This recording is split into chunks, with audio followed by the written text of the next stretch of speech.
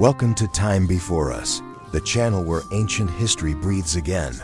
Before time had a name, before the first human breath, there existed a world fierce, forgotten, and alive. Creatures of scale and silence, predators wrapped in feathers, titans that shook the earth, lives erased, bones buried beneath eternity. But they are not lost, they are waiting. This is Time Before Us, where prehistory worlds rise again, and the stories buried in stone finally speak. Chapter 1. Before the dinosaurs took over the Earth. The planet was already a dangerous, dramatic, and ever-changing place. But the story of dinosaurs doesn't begin with their first roar. It starts long before that, in a world teetering on the edge of annihilation. The Earth had already witnessed multiple evolutionary experiments, some that rose to dominance and others that vanished as mysteriously as they appeared. In fact, dinosaurs didn't just show up by chance. Their rise was the result of survival, timing, and a series of ancient events that wiped the slate clean for something new to take root. If you want to understand how the dinosaurs conquered the planet, you have to start with the world they inherited and the one that came before. Roughly 252 million years ago, Earth experienced the most devastating extinction event in its history. Known as the Permian-Triassic extinction, or the Great Dying, this catastrophe wiped out more than 90% of marine species and around 70% of land animals. Volcanoes in what's now Siberia erupted on a scale we can barely imagine, unleashing enough lava to cover continents and releasing massive amounts of carbon dioxide into the atmosphere. The result was global warming so extreme that oceans became acidic and nearly lifeless, forests collapsed, food chains disintegrated. It wasn't just a bad year, it was a planetary crisis that lasted thousands of years. And yet, from this unimaginable destruction came an opportunity. The dominant species were gone, the old rules were shattered. And in their place, new survivors emerged resilient, adaptable, and ready to evolve. Among them were the earliest ancestors of the dinosaurs. When dinosaurs finally appeared in the fossil record, around 230 to 240 million years ago, they didn't look anything like the towering giants we associate with the word today. They were small, bipedal, and fast. One of the earliest known dinosaurs, Eoraptor, was no larger than a house cat. It ran on two legs, had a long tail for balance, and likely hunted small prey. These first dinosaurs weren't dominant predators or mighty herbivores, they were opportunists. What gave them the edge wasn't size, but structure. Their legs were positioned directly beneath their bodies, unlike many of the other reptiles that sprawled out to the sides like lizards. This upright stance made them faster, more energy efficient, and better equipped for long-distance movement. Combined with lightweight bones and potentially warm-blooded traits, they had a crucial advantage in a world that was still recovering from disaster. But dinosaurs weren't the first strange reptiles to walk the earth. Before them came a parade of odd creatures, some that looked almost prehistoric beyond belief. Take Dimetrodon, for example, a creature with a sail-like structure on its back that lived long before the first dinosaur. Although it's often mistaken for a dinosaur in pop culture, Dimetrodon wasn't one at all.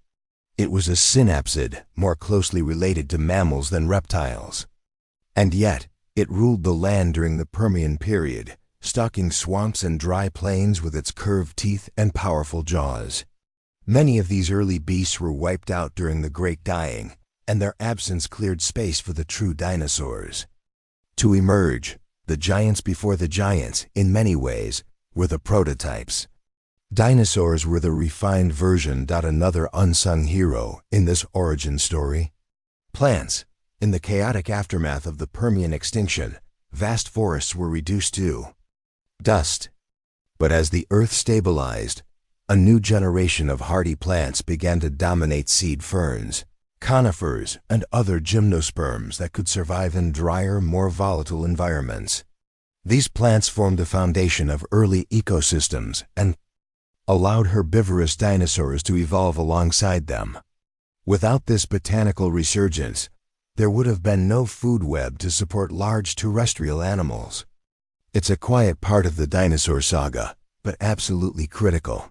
Then came another twist: climate change.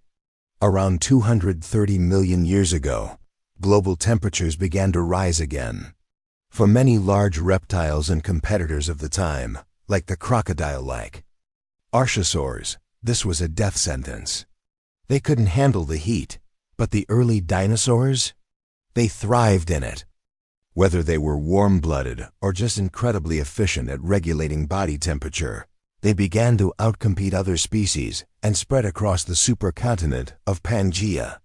Not through brute force, but through quiet, persistent adaptability. Their time had come, not through conquest, but through endurance. So when we imagine dinosaurs suddenly exploding onto the scene as unstoppable monsters, we miss the real story. They weren't the inevitable rulers of the earth. They were survivors who got their chance because the world collapsed and they were uniquely built to handle what came after. From tiny, nimble scavengers to the titans that would eventually shake the ground with every step, the dinosaurs rose in the shadow of extinction. And the world they inherited, the broken forests, the scorched skies, the silence after disaster shaped everything they became. Chapter 2: Dawn of the Dinosaurs didn't arrive with a bang. They didn't storm the stage or erupt from the earth, fully formed as the giants we've come to know. Their origin story is quieter, stranger. It begins not with a roar, but with a shuffle in the underbrush, small feet darting through the Triassic heat, eyes scanning for insects, predators, or a safe place to sleep. If you'd been alive 240 million years ago, odds are you wouldn't have even noticed them. And yet, in those tiny, agile forms, history was being rewritten. Not by domination, but by endurance. At this point in Earth's story, life was clawing its way back from near-total annihilation. The Great Dying, the Permian-Triassic extinction, had reset everything. More than 90% of marine life was gone, along with most land animals. Forests had collapsed, and whole ecosystems were erased in the blink of a geological eye.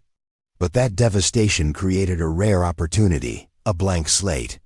A new world was taking shape from the ashes. And the world these early dinosaurs inherited was nothing like today. There were no flowers, no birds, no grasses waving in the wind. Instead, conifers, cycads, and giant ferns covered the land. The air was hot, oxygen levels were lower, and dry seasons could last for months. Insects buzzed in dense swarms, and the sun scorched a supercontinent known as Pangaea. That single landmass was surrounded by a vast global ocean and marked by violent extremes, deserts that stretched to the horizon, volcanoes that tore through the crust, and seasonal monsoons that drenched the parched land. But the land wasn't empty. Archosaurs, the dominant reptiles of the time, ruled the terrain. Some were built like crocodiles, others like wolves. Some were herbivores with armor-plated hides, others fast-moving killers with knife-like teeth. Among these were the Pseudotsuchians, ancient relatives of modern crocs, and they were absolutely everywhere. Unlike today's sluggish river dwellers, these animals were fast, terrestrial, and deadly. In fact, for the first few million years of dinosaur existence, these crocodile cousins were the apex predators. Dinosaurs? They were barely getting started. In fact, for a long time, they were marginal players. Tiny bipedal insectivores that lived in the shadows literally and figuratively.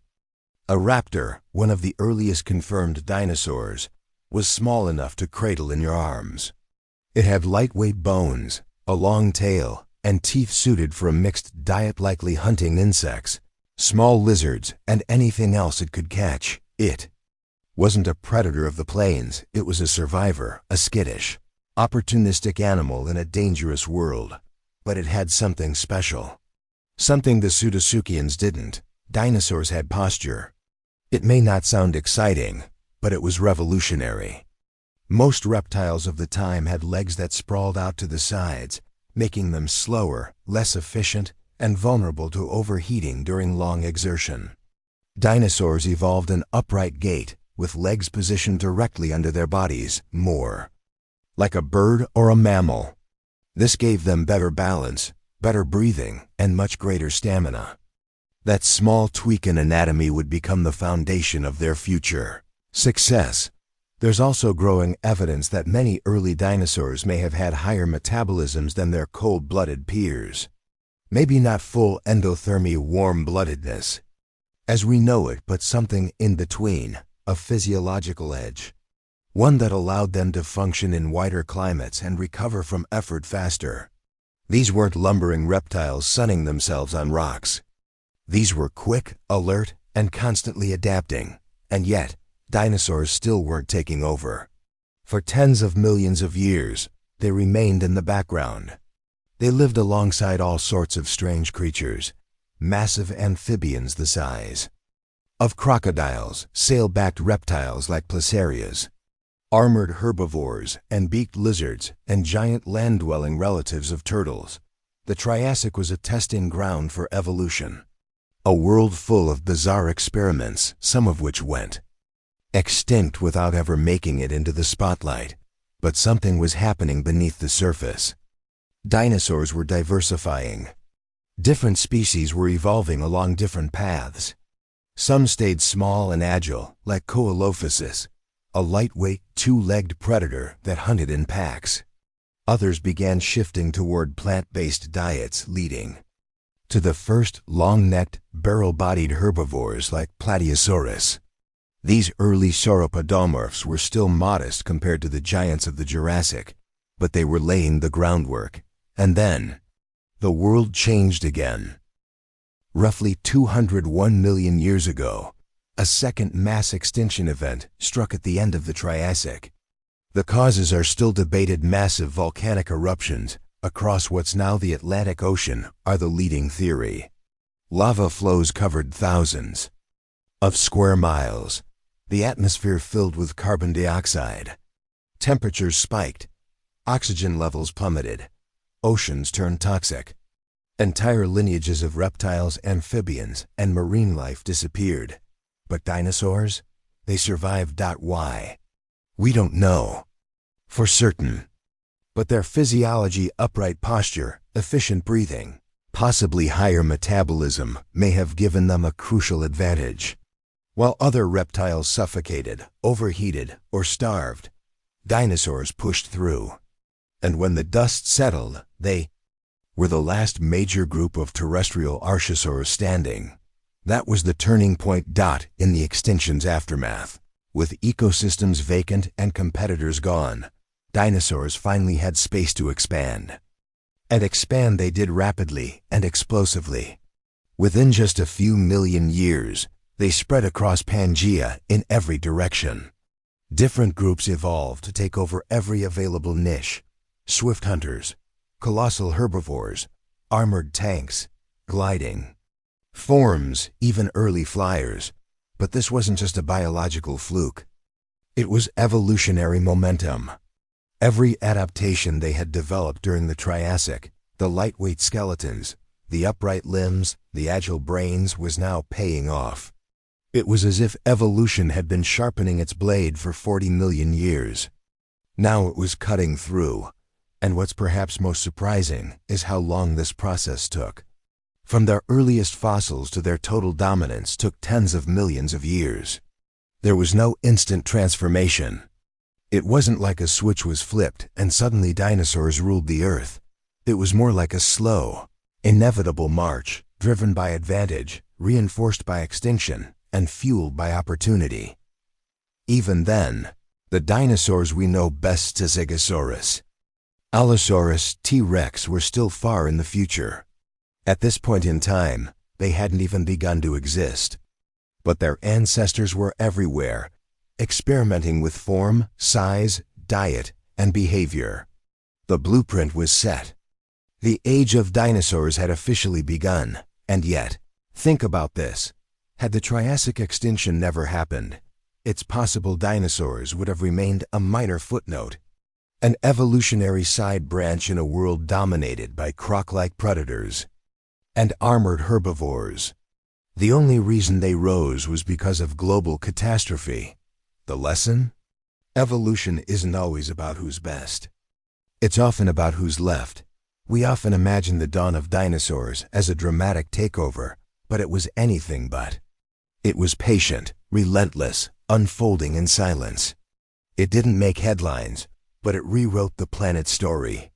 Because when the dust settled after the end Triassic extinction, only one group had the tools, the traits, and the timing to thrive.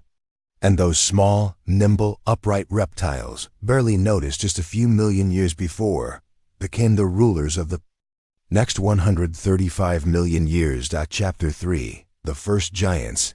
Before. The ground-shaking titans of the Jurassic roamed the earth. Before.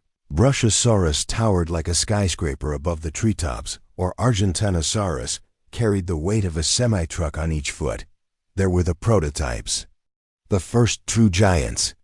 And though they were modest by later standards, they changed the rules of life on land forever.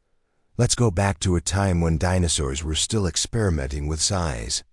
Not small enough to hide anymore, but not yet the thunderous behemoths they'd become. This chapter of the Mesozoic, spanning the late Triassic into the early Jurassic, was when evolution first tested the limits of how big an animal could be and still survive. It started subtly. Picture a dinosaur like Plateosaurus. It lived around 210 million years ago in what's now Europe. At first glance, it doesn't look like much compared to the giants we think of today. But it was a landmark creature reaching lengths of up to 30 feet, weighing several tons and standing on two thick legs with a long neck balanced by an even longer tail. It could rear up to browse higher plants, walk on all fours if needed, and probably had a flexible diet.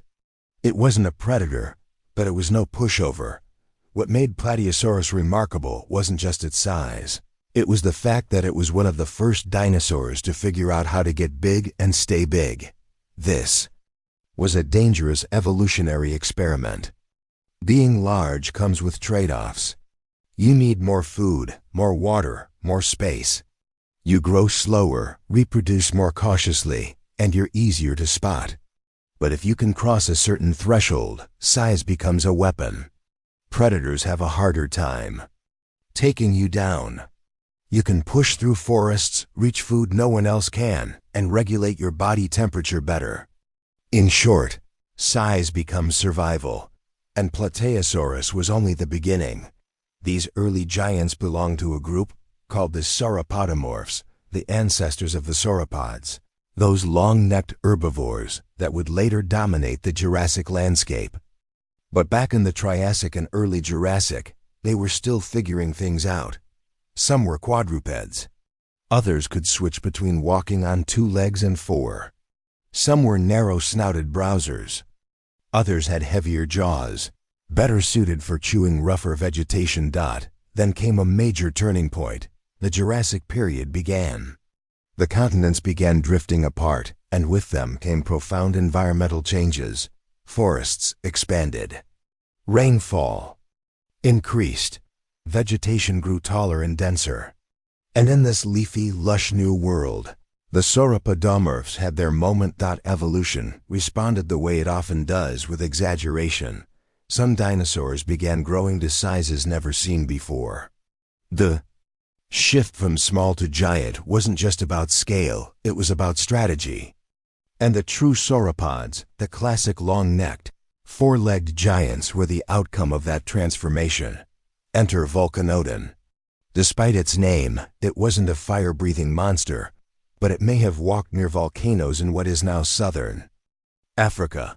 It lived in the early Jurassic and was one of the first dinosaurs to show true sauropod features: column-like legs, an elongated neck, and a body built for slow, steady browsing.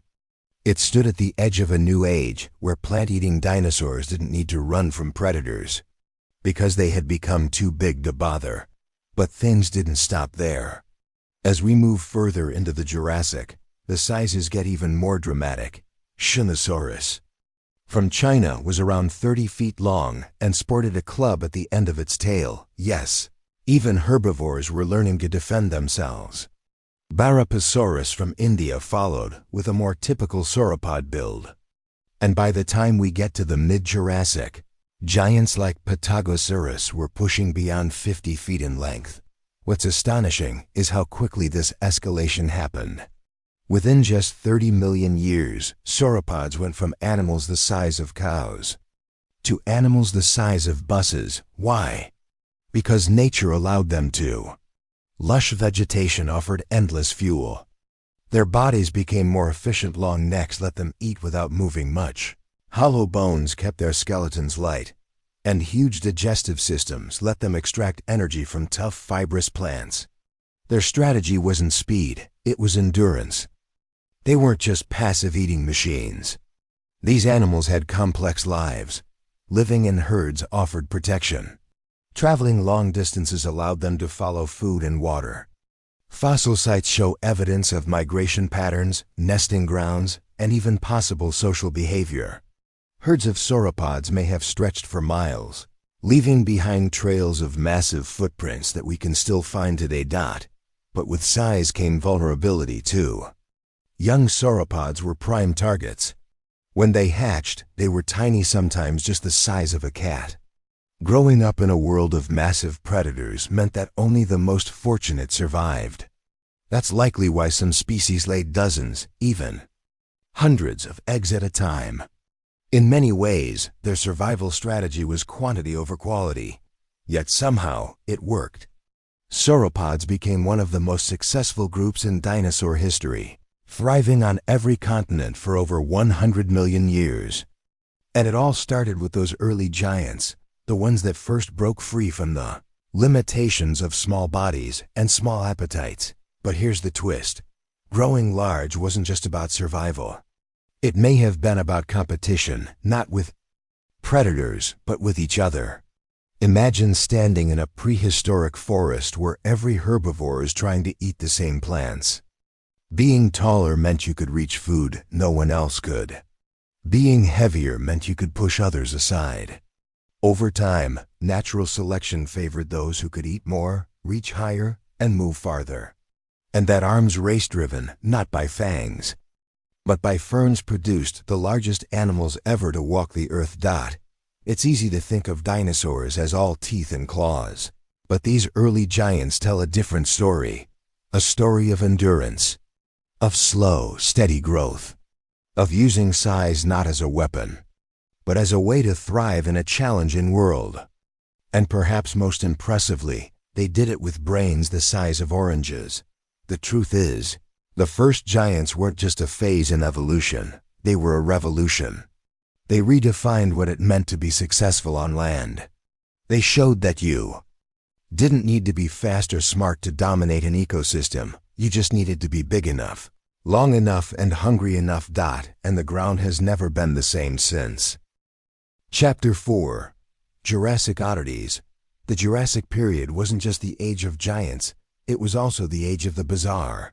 Sure, most people remember the towering Brachiosaurus or the fearsome Allosaurus, but dig a little deeper, and you'll find a world of creatures so strange they seem like science fiction. Some had thumb spikes, others had mohawk crests. A few even sported sails on their backs, or noses so large they could practically smell a thunderstorm. This chapter is about those weirdos, the evolutionary outliers, the ones that leave even paleontologists scratching their heads and asking, what on earth was that for? Let's start with a dinosaur that looks like it was halfway through becoming something else, Stegosaurus. At first glance, it's almost cartoonishly designed. A row of massive, kite-shaped plates running down its spine, a tiny head, a heavy, arched back, and of course that infamous spiked tail, the thagomizer. For years, scientists argued over the purpose of those plates. Were they armor? Were they for display? Or maybe even thermal regulation? Current theories suggest the plates were rich in blood vessels and may have helped The animal absorb or shed heat like solar panels. Others believe they were primarily for display to look bigger, attract mates, or even scare predators. Whatever the case, Stegosaurus wasn't just a walking fortress, it was a living mystery dot. And then there's Camarasaurus. At first glance, it looks pretty standard, just another long-necked sauropod. But look closer at its skull. It had enormous nasal openings, so large they made up almost the entire top of its head.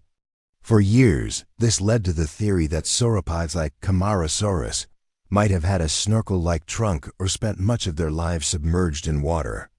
Today, we know they were fully terrestrial animals, but those huge nostrils still puzzle scientists. Could they have helped with scent? Or maybe they cooled the brain by channeling air.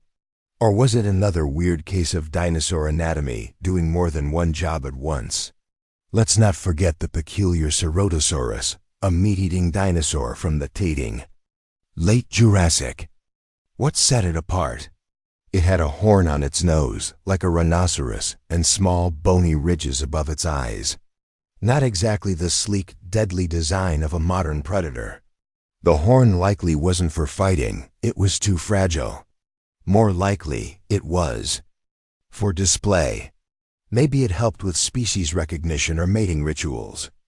Picture two Ceratosaurus males circling each other, displaying their flashy horns like prehistoric peacocks, trying to win over a female's attention.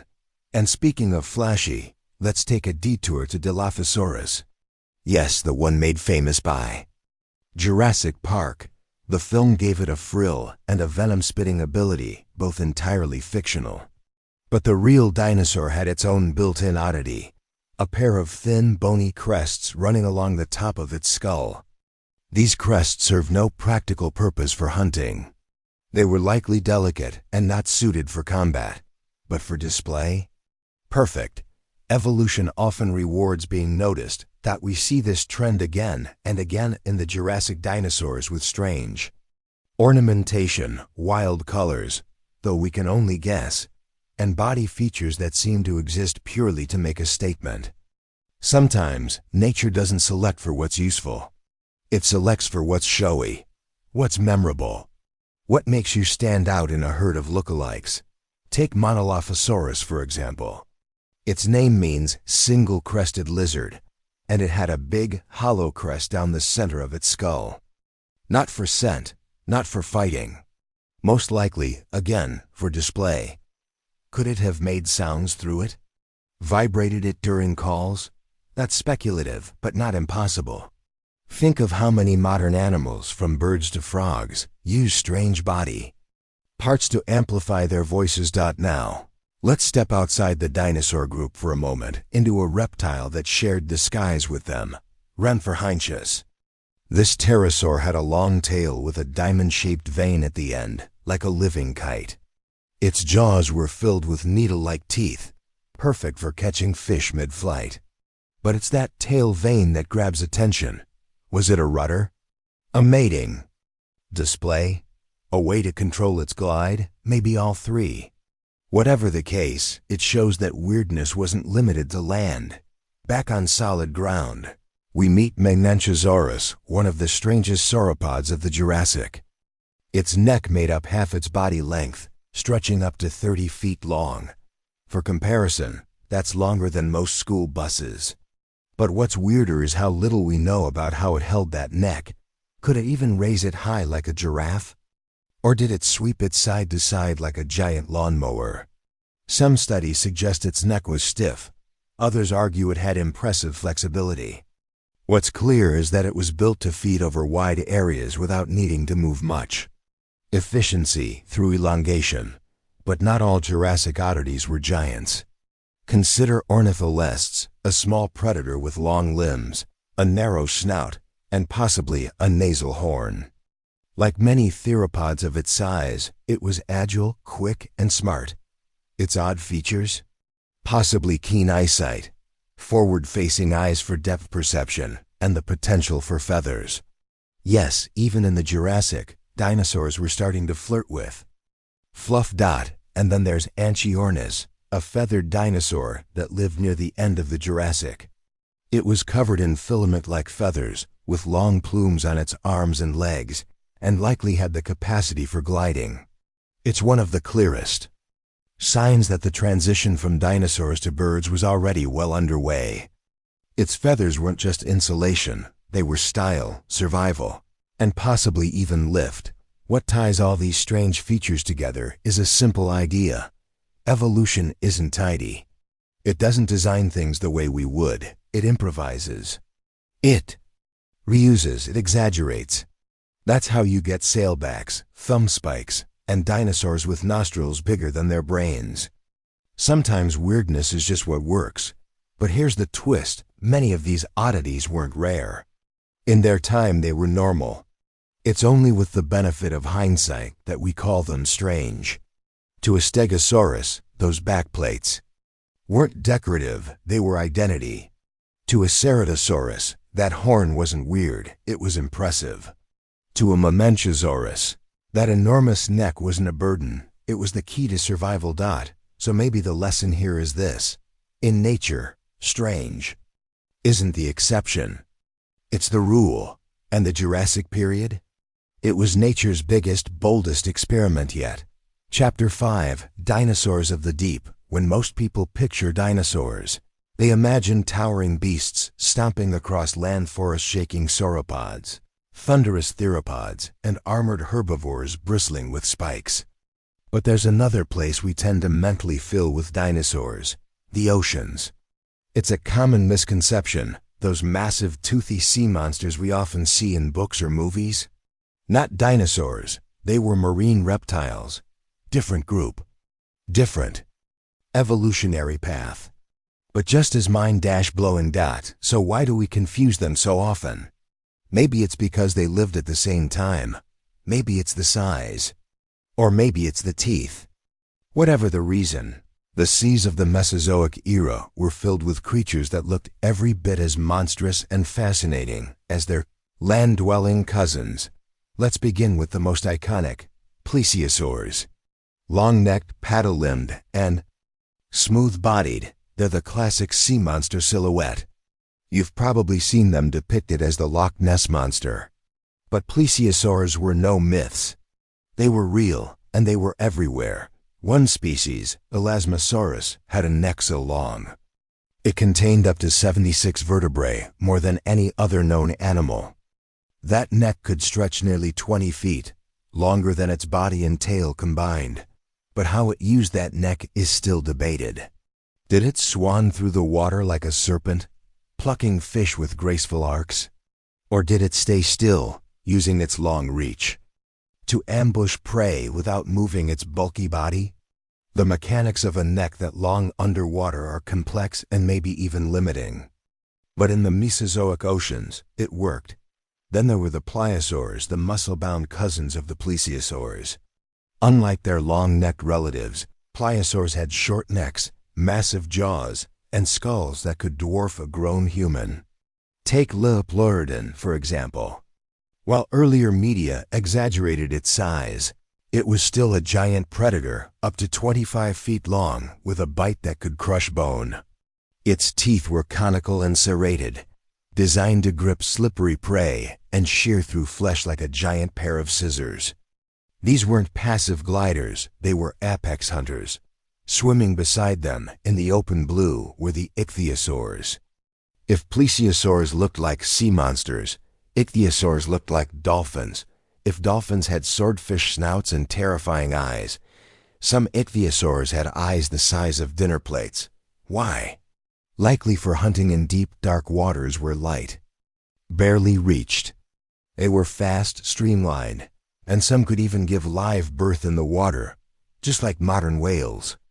In fact, ichthyosaurs are one of the earliest examples of vertebrates adapting so completely to life in the ocean that they never returned to land. Their evolution was fast, and it was stunning. One of the largest Shawnosaurus reached over 65 feet long, longer than a bus, and still maintained that torpedo shape. Imagine an ocean predator the size of a blue whale. That's what swam the ancient seas. Then came a new breed of terror, the Mosasaurus. Now this is a name that rings a bell for many, thanks in part to Hollywood. And yes, Mosasaurus was as formidable as its movie portrayal. A massive marine reptile with double-hinged jaws and a crushing bite. It was the crocodile of the Cretaceous seas, except bigger. Growing up to 50 feet long, it wasn't just a scavenger. It was a top predator, eating fish, turtles, and even other mosasaurs. What's more, mosasaurs were close relatives of snakes and monitor lizards, terrestrial reptiles that, at some point, took to the water and never looked back. Their evolution included developing paddle-like limbs, a powerful tail, and lungs, suited for deep, long dives. But the most terrifying feature? Some species had extra rows of teeth on the roof of their mouths to keep prey from escaping, similar to snakes. Once you were caught, you weren't getting out. And let's not forget the marine crocodiliforms. These weren't your modern-day alligators sunning on a riverbank. Some, like Dinosaurs, had shortened, robust skulls with teeth more like a theropod dinosaur than a modern croc. They hunted actively in open water, sharing space with mosasaurs and plesiosaurs. It was a deadly arms race, and the ocean was the battlefield. Even sharks had their ancient titans. Cratoxyrina, often called the Ginsu shark, was an enormous, fast-swimming killer with razor-sharp teeth that could saw through bone. It patrolled the seas long before Megalodon came along, proving that terrifying sharks weren't exclusive to the Cenozoic.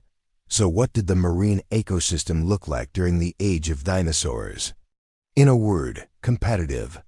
Unlike the land where dinosaurs reigned supreme, the oceans were a swirling mix of marine reptiles, fish, sharks, ammonites, squid, and other invertebrates, all in constant motion, all playing out a dramatic, often violent, food web. And through it all, dinosaurs stayed landlocked.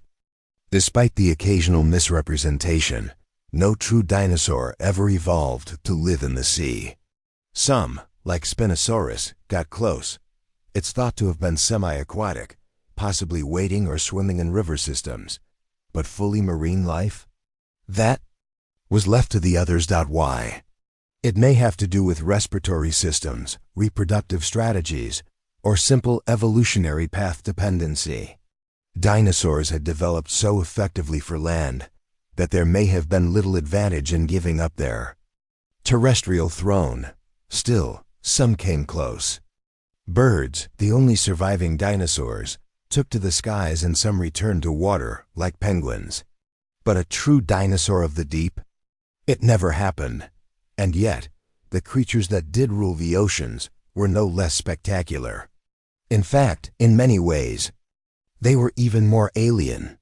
Enormous eyes that could see in blackness, neck lengths that defied engineering, tails like rudders, jaws like hydraulic traps, limbs reshaped into paddles, lungs re-engineered for deep dives, bodies fine-tuned for speed.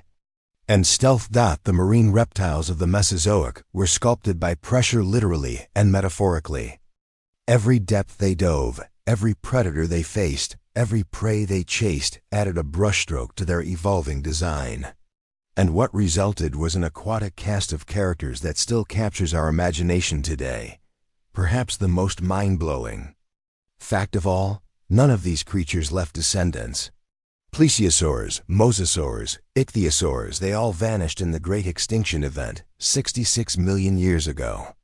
Only the sharks, fish, and some marine invertebrates survived to see the modern oceans, but their fossils remain etched into stone, embedded in cliff faces, pulled from ancient seabeds. And every time we unearth a new skeleton, we're reminded of just how wild and unpredictable life in the deep used to be. The dinosaurs may have ruled the land, but the oceans belonged to something else entirely. Chapter 6, Raptor Intelligence. The word raptor, and your brain probably jumps straight to sharp claws, slashing talons, and that eerie stare made famous by Jurassic Park. And yes, that image isn't totally wrong. Raptors, or more accurately, dromaeosaurs, were fast, agile, and armed with weapons that could tear into prey with terrifying efficiency.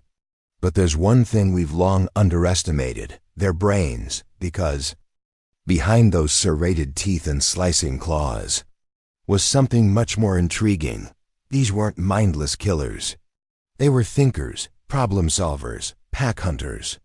Some of the smartest dinosaurs to ever walk the earth. Let's start with the basics. The most famous raptor of all, Velociraptor, wasn't the human-sized nightmare the movies made it out to be. In reality, it was about the size of a turkey. But don't laugh, this little predator punched well above its weight. Paleontologists have been studying the brain cases of raptors using advanced imaging techniques, and the results are fascinating. Raptors had large, forward-facing eyes, a telltale sign of good depth perception, crucial for a predator that needed to leap, grasp, and attack with precision. But what really turned heads was their unusually large brains for their body size. We call this encephalization. In short, it's a way to measure intelligence potential. And in dromaeosaurs, the numbers are impressive, closer to modern birds of prey than to lumbering dinosaurs. Their brains had enlarged areas linked to vision and motor control.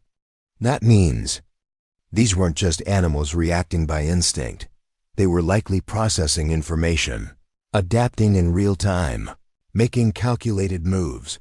Now let's talk social behavior. Some fossil sites have unearthed what appears to be groups of raptors preserved together, such as Deinonychus, another iconic dromaeosaur. Did they hunt in packs? That idea has sparked debate for decades.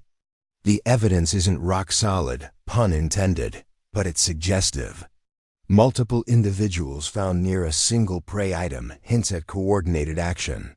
And if they did hunt together, that implies communication, planning, and dare we say it, strategy. It's a trait we associate with wolves, lions, and orcas, not reptiles.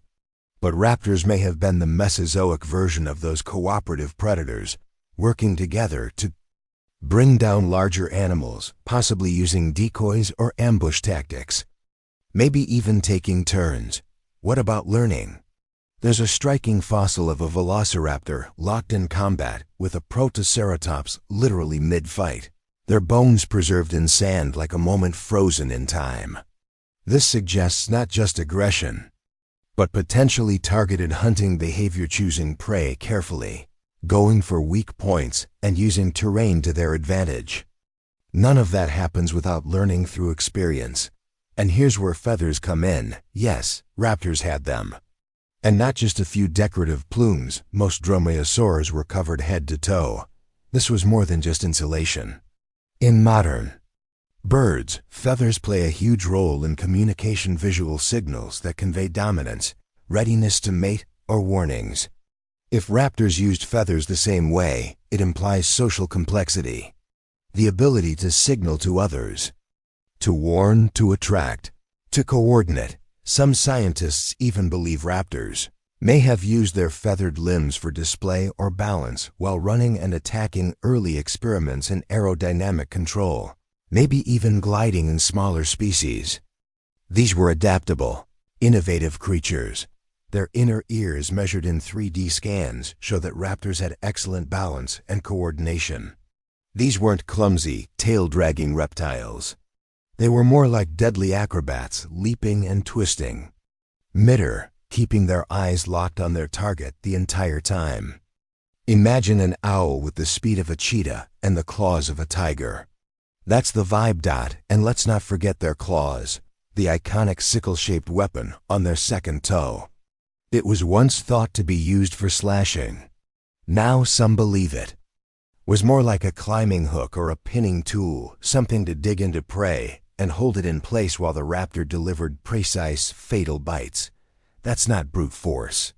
That's control. The more we uncover, the more they start to feel less like dinosaurs and more like terrifyingly clever birds, which, to be honest, isn't far off. Birds are, after all, living dinosaurs. And if you've ever seen a crow solve a puzzle, a parrot mimic human speech, or a hawk track a rabbit across open ground, You've seen raptor intelligence in action. Modern birds are the legacy of these ancient hunters.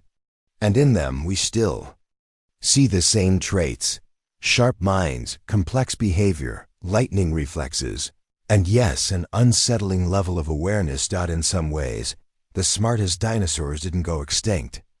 They evolved, they took to the skies, and they're watching us from the trees right now. So the next time you see a bird cock its head and study you with one eye, ask yourself, what is it thinking? Because if its ancestors are anything to go by, maybe more than you'd expect. Chapter 7.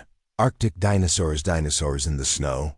That sounds like science fiction, doesn't it? For decades, most people imagined dinosaurs as tropical creatures, lumbering through steamy jungles, basking in the sun, never straying too far from warmth. But the fossil record tells a different story. One that unfolds not under a blazing sun, but beneath long winters, snow-laced forests, and months of darkness. Because yes, dinosaurs lived in the Arctic. And not just visited. They thrived there. Let's start with a location that's become ground zero for this chilly revelation. Northern Alaska, specifically the Prince Creek Formation. It's one of the most important polar dinosaur sites on Earth. Every year, paleontologists brave frigid winds, polar bears, and relentless tundra to excavate fossils buried under permafrost. And what they're finding is reshaping everything we thought we knew about dino habitats. Among the creatures found here, duck-billed hadrosaurs like Edmontosaurus, horned dinosaurs like Pachyrhinosaurus, small raptors like Trudon, and even tyrannosaur relatives like Nanuqsaurus, nicknamed the polar bear lizard. These weren't vacationing from the tropics. They lived here year-round. Here's what makes that so remarkable. During the Cretaceous, the Arctic was warmer than today, but still cold, especially during the long dark winters when the sun barely touched the horizon for months. There would have been snow. There would have been frost. So how did they survive? One clue comes from bone histology, basically, looking at the microscopic structure of fossilized bones.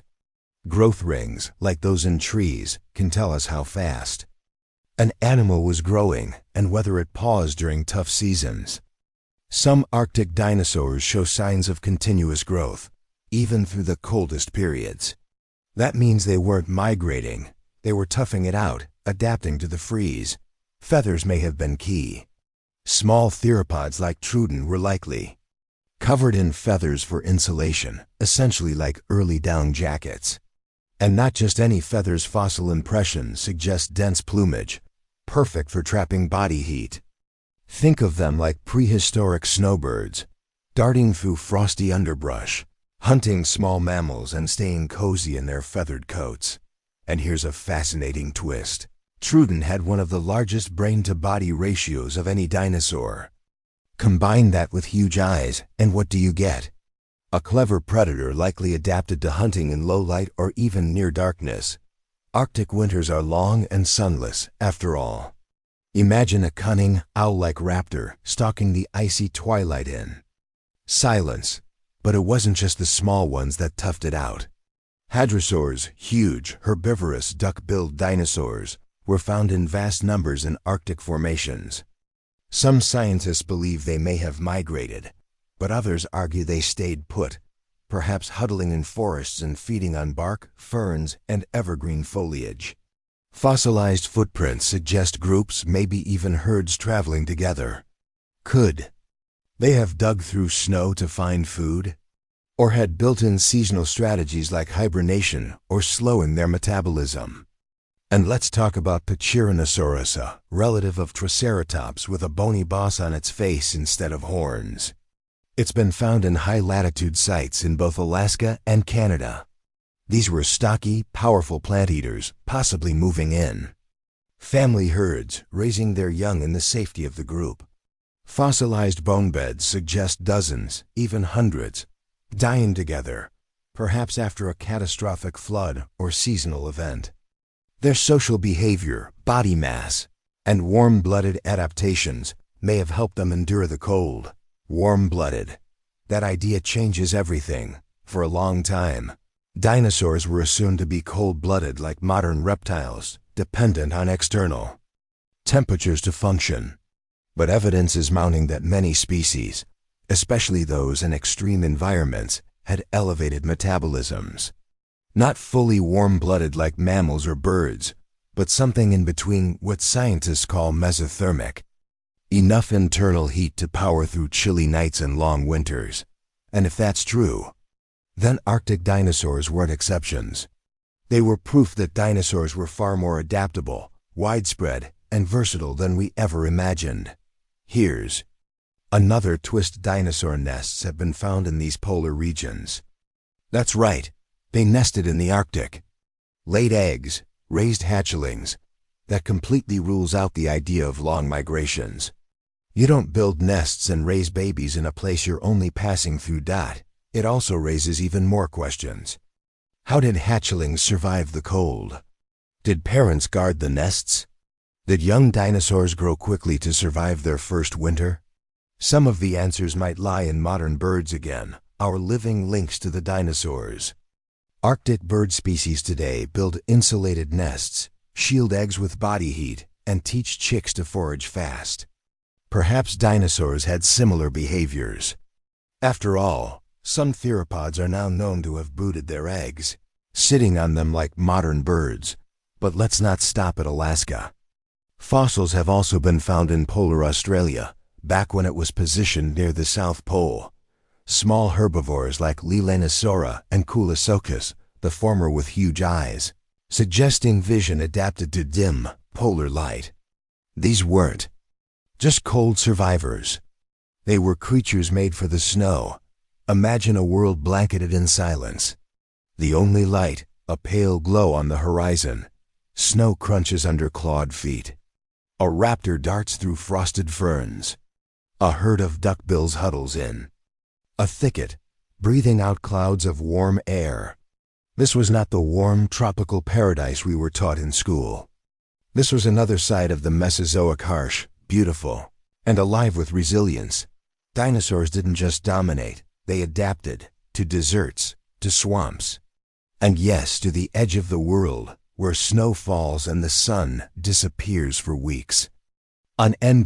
It's one of the greatest surprises in paleontology that creatures we once thought of as cold-blooded lizards in the heat were, in many cases, warm-blooded survivors of the Snow Chapter 8, built to battle. When we picture dinosaurs, it's often their bizarre armor and terrifying weapons that steal the spotlight: massive horns, bone-crushing tails, backs lined with jagged plates.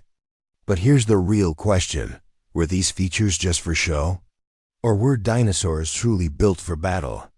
Turns out, many of these creatures were living tanks, evolution's answer to brute force warfare. And their weapons weren't just random ornaments. They were precise, biologically engineered tools for survival. And sometimes for all-out combat. Let's start with the classic, the ceratopsians, the horned dinosaurs. Everyone knows Triceratops, right? The big, three-horned face, massive frill, and tank-like body. But what those horns were used for has sparked a fiery debate among scientists for decades. Were they for defense against predators like T-Rex? For mating rituals? For fighting each other? Evidence is mounting that it was all of the above. Paleontologists have found healed wounds on Triceratops skulls, puncture marks that match the spacing of other ceratopsian horns. That's a big deal. It means they weren't just using their horns as static decorations, they were actively sparring. Think of it like modern-day deer or bighorn sheep locking antlers. Ceratopsians likely used their facial weaponry to clash with rivals, compete for mates, and defend themselves from predators. But then you get even stranger examples, like Styracosaurus with its massive nasal horn and wild crown of spines on its frill. Or Cosmoceratops, whose skull was so over-decorated it looked like a medieval mace. Some of those horns may have had a secondary purpose: visual intimidation. A way of saying, "Don't mess with me," without ever having to fight. Sometimes, the best weapon is the one you don't have to use. On the other end of the spectrum, You have the living fortresses, the ankylosaurs. Imagine a dinosaur crossed with a tank. That's Ankylosaurus. This beast had armor so thick, it could probably shrug off attacks from even the most fearsome predators. Rows of osteoderms, bony plates embedded in the skin lined its back and tail. And speaking of that tail, it ended in a massive club, like an actual bone mace. Thick, solid, and swinging with the force of a wrecking ball. Studies show it could deliver blows hard enough to break bone, possibly even shatter the legs of an attacking T-Rex, and this wasn't wild speculation. Fossils of predators with leg injuries that could be attributed to tail club impacts give this idea real weight. If you ever imagined a dinosaur swinging a medieval weapon around like a pro, this is it. But not all dinosaur armor was about defense. Take stegosaurs. Everyone knows their spiky tails and backplates. But here's the thing, those tail spikes, often called thagomizers, weren't just pretty. They were lethal. One fossil of an Allosaurus, a huge carnivore, shows a deep puncture wound in its pelvis that perfectly matches a stegosaur tail spike. That's direct evidence of a defensive hit. And likely a fatal one. Those spikes weren't just for show. They were battle-tested. Interestingly, the big backplates of Stegosaurus probably weren't used in combat. Some paleontologists think they helped regulate body temperature, kind of like solar panels. Others think they were for visual display, maybe to attract mates or scare rivals. But that tail? That was the business end. Let's not forget the predators in this arms race. Raptors like the Deinonychus and Velociraptor had sickle-shaped claws on their second toes, razor-sharp, curved talons designed for slashing.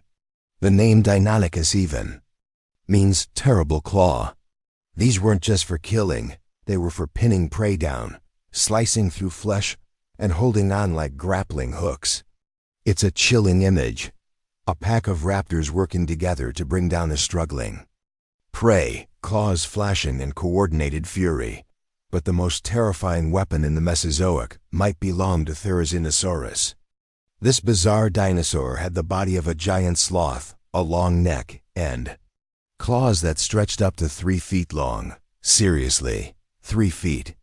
Like swords at the end of its arms. What were they used for? That's still a mystery. Therizinosaurus was an herbivore, strangely enough.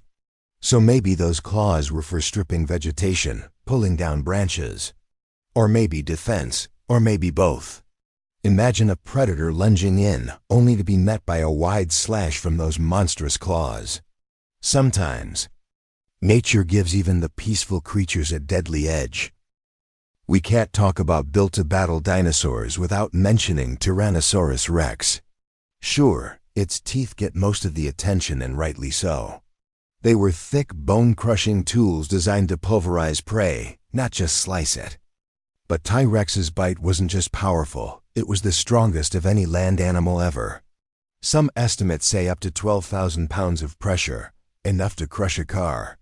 Or another dinosaur's skull, but T-Rex also had surprisingly sturdy legs.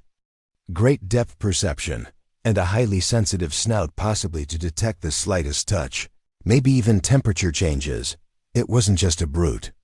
It was a precision hunter, biologically fine-tuned for its role at the top of the food chain. Of course, not all weapons were so obvious. Some dinosaurs used speed as a weapon. Ornithomimids, often called ostrich dinosaurs, had long legs and lightweight bodies. They probably relied on flight, no, not the feathered kind, but sheer running speed to survive. Sometimes the best battle plan is not to fight at all, and then there were those who relied on numbers. Herbivores like Maiasaura may have lived in massive herds, possibly in the thousands. Safety in numbers. They raised their young together, nested in colonies, and likely warned each other of danger. Community can be a powerful shield, but if there's one thing all these examples show, it's that dinosaurs weren't just shaped by chance. They were shaped by conflict, predator versus prey, male versus male, species versus species. Every spike, every horn, every plate was forged in the crucible of survival. These weren't ornaments. They were answers to life or death questions. What do you do when predators evolve sharper teeth? You grow tougher armor. What happens when rivals clash for mates? You develop horns, frills, and clubs. It's an ancient evolutionary arms race, with every generation pushing the limits of form and function. And just like modern animals, think rhinos, elephants, lions, or crocodiles, these adaptations often served more than one purpose: defense, offense, social signaling, attracting mates, warding off rivals. Nature rarely builds a tool for only one job, especially not when survival is at stake. So the next time you see a dinosaur skeleton in the museum, don't just marvel at its size. Look closer. Look at the horns worn down at the tips, the healed scars on a frill, the spikes arranged with perfect precision. These weren't creatures built by accident. They were built to battle. Chapter 9. The Feather Revelation. For generations, dinosaurs were painted as scaly, sluggish reptiles, cold-blooded beasts, stomping through steaming jungles. More lizard than bird. But then, something happened. A wave of new discoveries swept through the world of paleontology, and with it came one of the most surprising revelations in dinosaur science. Feathers. Yes, feathers. Not just on a few oddballs, but across entire branches of the dinosaur family tree. And these weren't primitive fluff patches either. Some of these creatures had full plumage display feathers, flight feathers, insulating fuzz. The Mesozoic world, it turns out, might have looked a lot more like a prehistoric aviary than a lizard-infested nightmare. But how did scientists figure this out?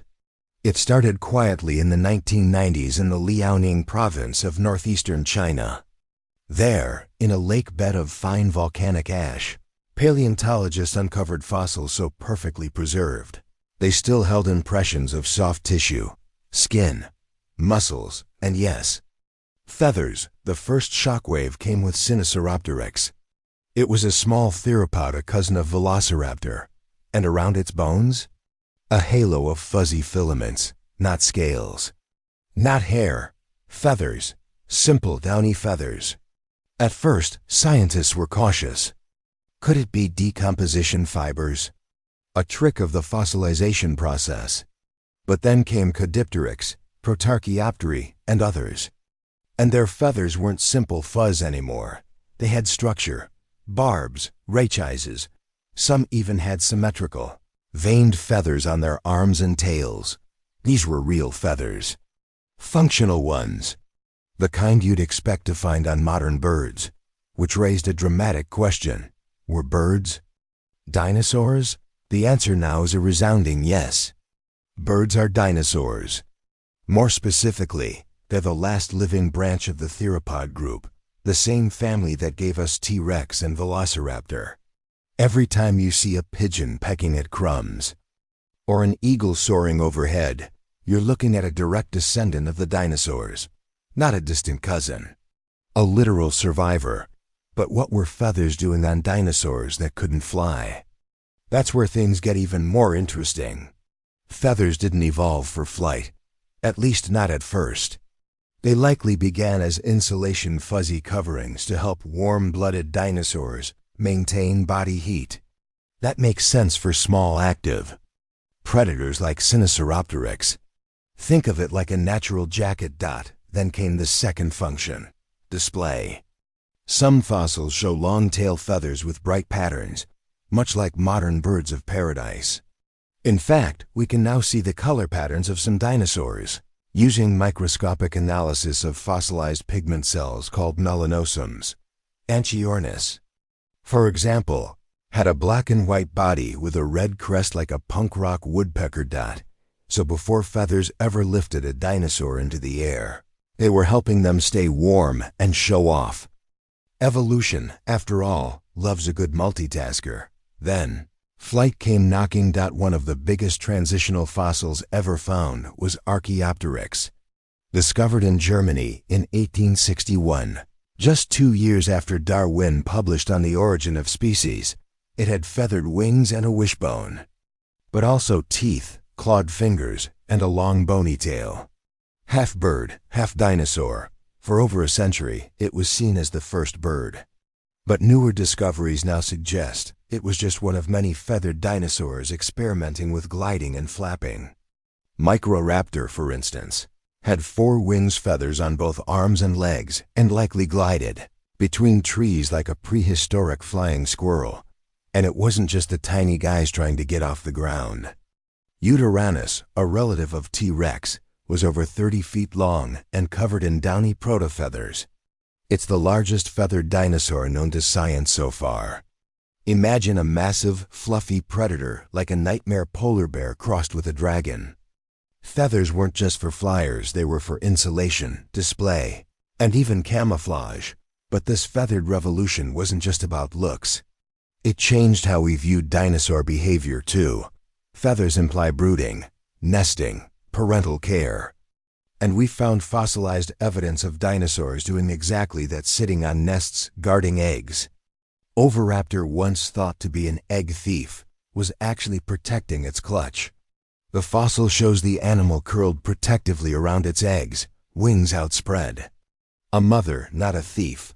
Some paleontologists now believe many feathered dinosaurs displayed mating dances, preened their feathers, even sang to each other.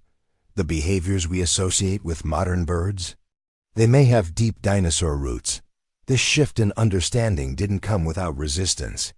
For decades, popular media clung to the old image, scaly, roaring monsters. Jurassic Park sleek, leathery velociraptors were pure Hollywood fiction, especially since real velociraptors were only about the size of a turkey. And almost certainly feathered. And yet, the feather revolution hasn't fully reached the mainstream.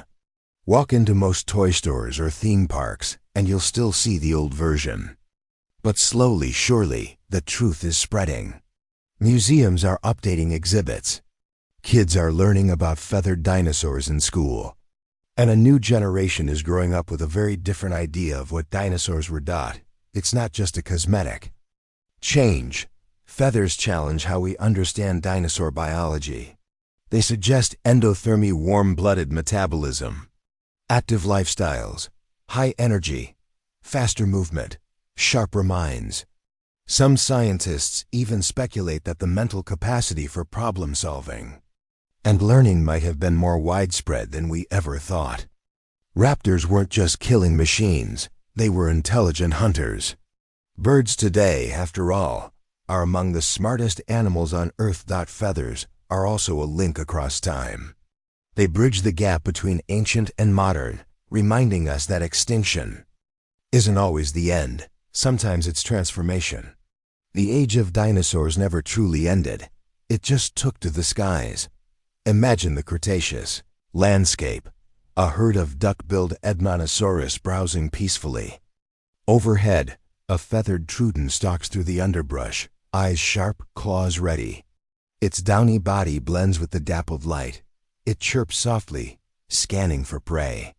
High in a tree, a Microraptor spreads its wings and glides silently down.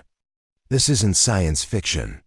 This is what the fossil record shows us. A world where feathers weren't just possible, they were everywhere. And that might be the most mind-blowing fact of all. That what we thought we knew about dinosaurs, massive, slow, scaly monsters, is only part of the story. A louder, brighter, fluffier, more dynamic truth has been hiding in the dirt all along.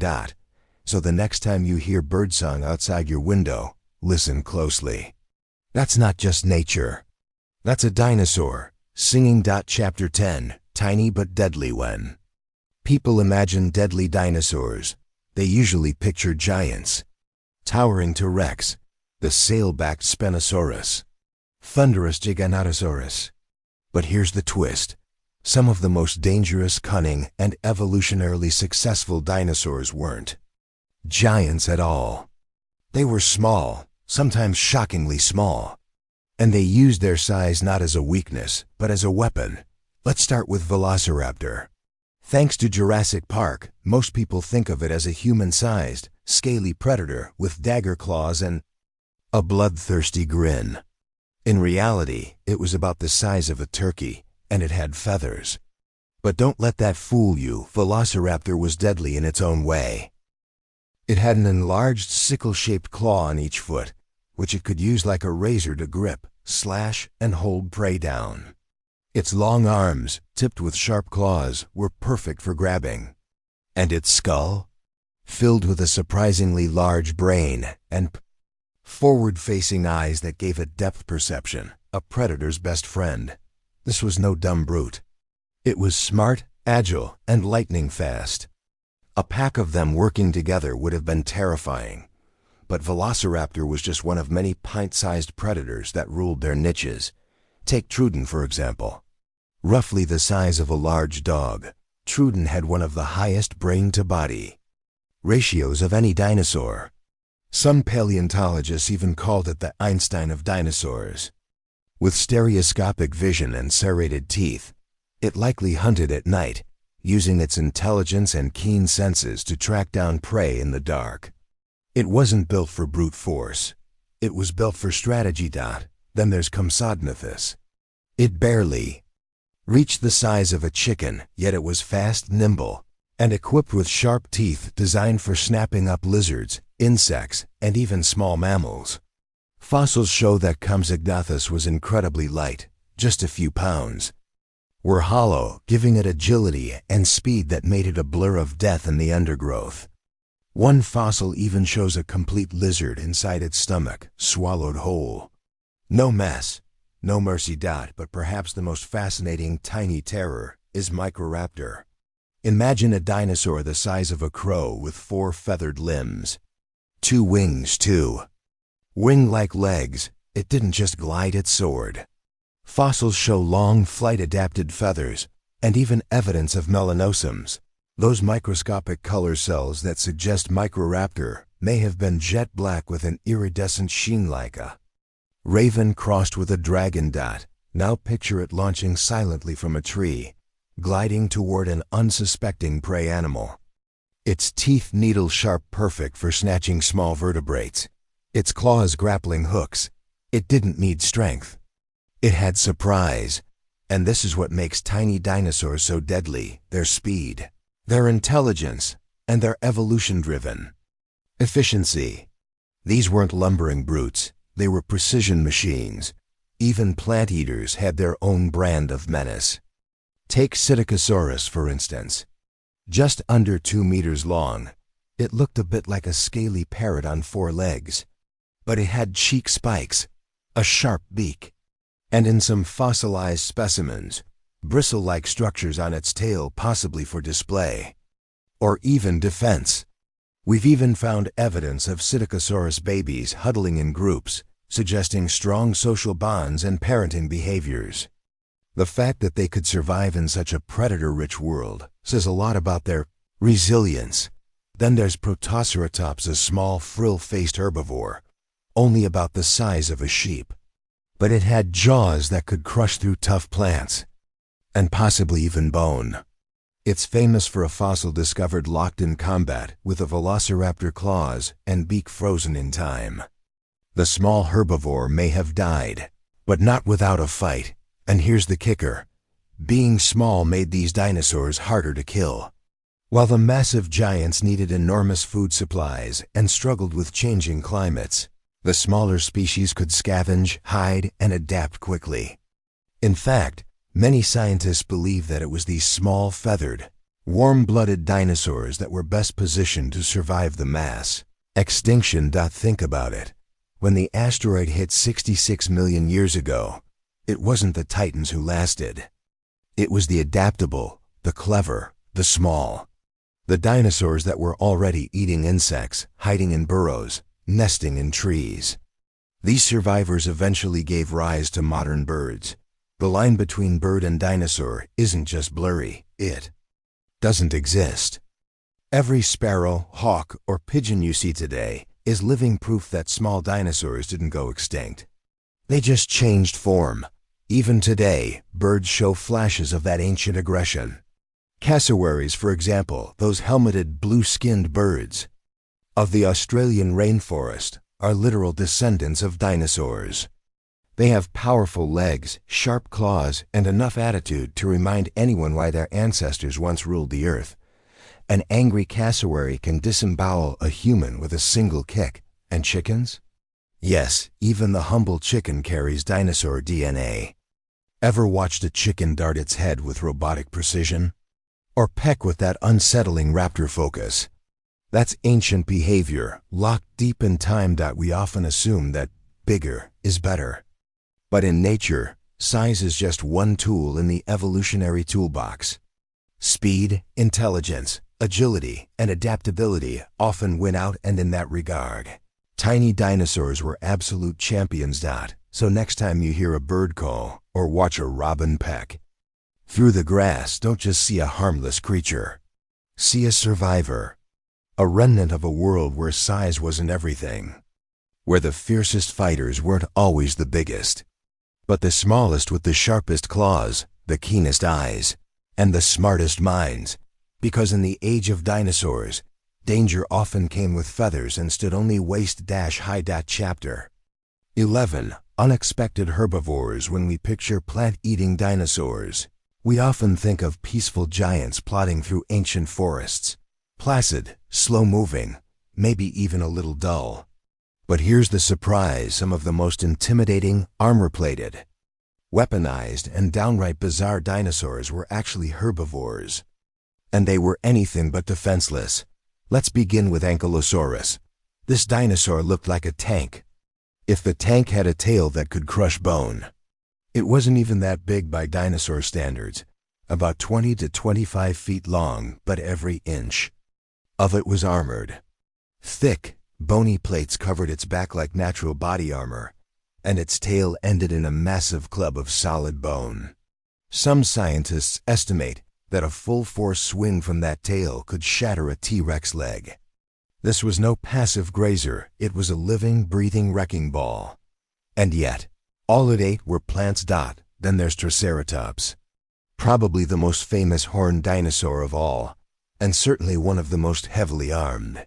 It had two massive horns above its eyes, one on its nose, and a bony frill protecting the back of its head. For a long time, paleontologists thought these features were just for show, maybe display, or attracting mates. But then we started finding Triceratops fossils with healed wounds, broken horns, gouges in the frill, and most importantly, bite marks. Some of those wounds matched T-Rex teeth exactly. That means Triceratops wasn't just a target. It fought back. In fact, one fossil shows a horn puncture that may have struck right into the neck of a predator. Imagine it 7 tons of muscle in fury, lowering its horns and charging full speed like a prehistoric rhino. And it did all that on a plant-based diet. Another underappreciated herbivore is Pachyrhinosaurus. It didn't have long, sharp horns, but it had a massive bony lump on its nose and thickened skull bones. Scientists believe it used these in brutal headbutting contests, possibly to establish dominance or fight off predators.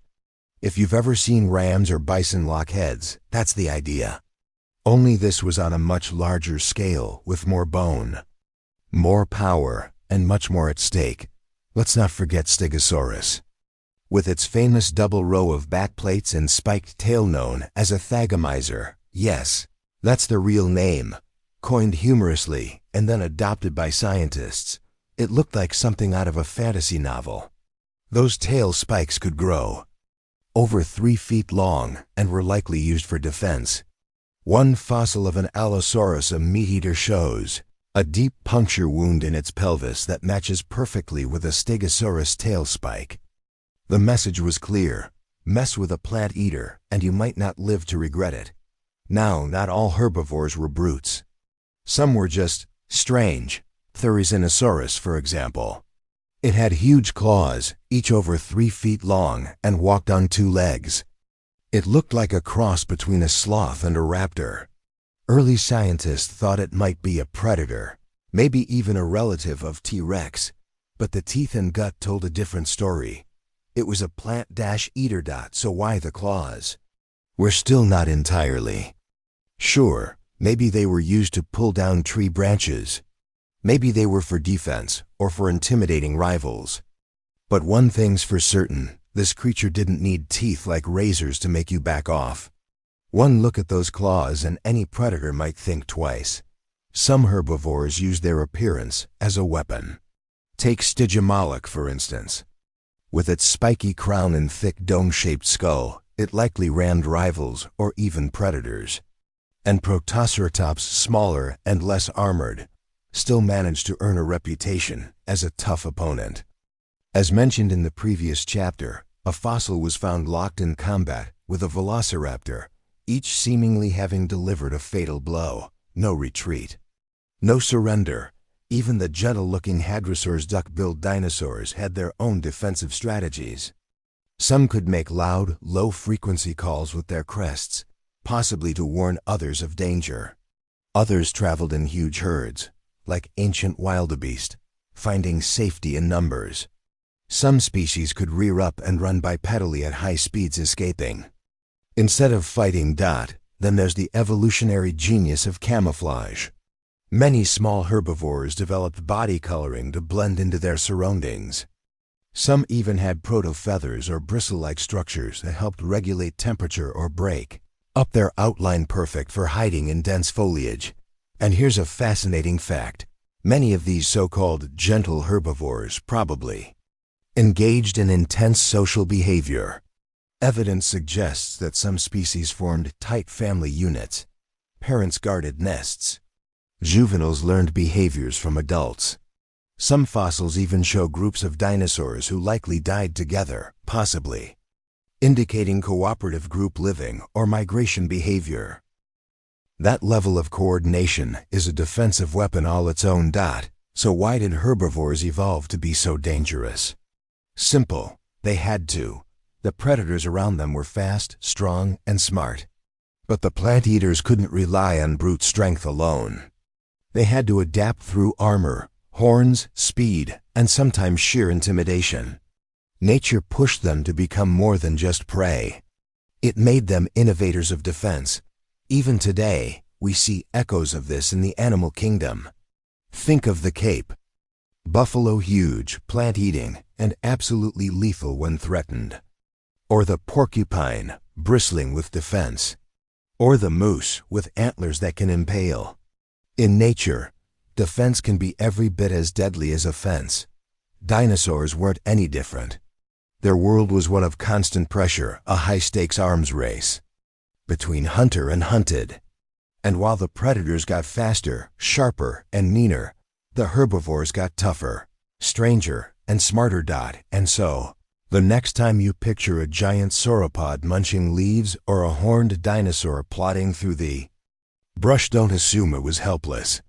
That tail might swing with the force of a truck.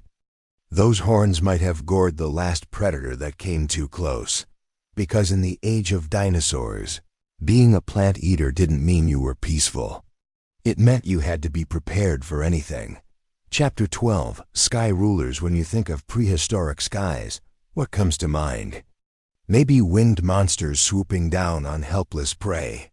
Or sleek bird-like creatures soaring above the heads of dinosaurs. Well, here's the truth. The rulers of the ancient skies weren't dinosaurs at all. They were pterosaurs. And their story is even more fascinating than you might expect. Let's clear something up right away. Despite what movies and even some textbooks might suggest, pterosaurs were not flying dinosaurs. They were close relatives, part of a group called archosaurs, which includes dinosaurs, crocodilians, and birds, but they branched off on their own evolutionary path long before the first dinosaur flapped a feather. And boy, did they make the skies their domain. Pterosaurs were the first vertebrates to achieve powered flight. Long before birds or bats, these incredible animals were already navigating the skies with grace and precision. And they weren't just gliders, they could truly fly.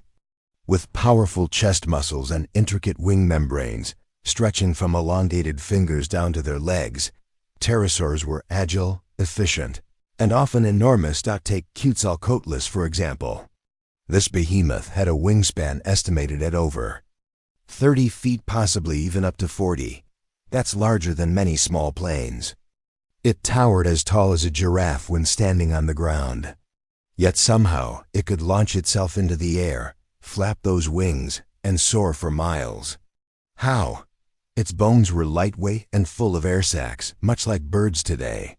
But its launch strategy might surprise you. It probably didn't take off like a bird at all. Instead of a running leap, many scientists believe Quetzalcoatlus launched itself using all 4 limbs. Imagine a massive flying creature crouching, then springing skyward like a bat-powered catapult. Once airborne, it likely used thermal updrafts to cruise great distances with minimal effort. And yet, Quetzalcoatlus wasn't the only giant. There were others. Pteranodon, with its backward-swept crest and 20-foot wingspan, is perhaps the most famous. And Hatzegopteryx, another giant, might have been even heavier than Quetzalcoatlus. These animals were more than just aerial acrobats. They were apex predators in their own right. But not all pterosaurs were giants. Some were tiny, smaller than a modern pigeon. An Urognathus, for example, had a squat little body and a wide, toad-like mouth perfect for snapping up insects mid-air. With its short tail and agile wings, it likely darted through ancient forests like a prehistoric hummingbird, zipping between branches and hunting on the wing.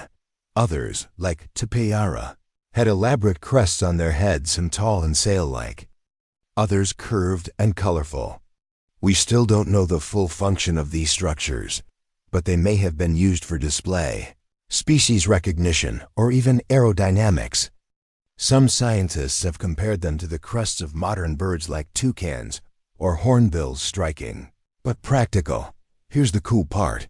The diversity of pterosaurs is staggering. Over 150 species have been discovered so far, and more are being named all the time. They came in all shapes and sizes, adapted to all kinds of environments: coastal, inland, forested, and desert.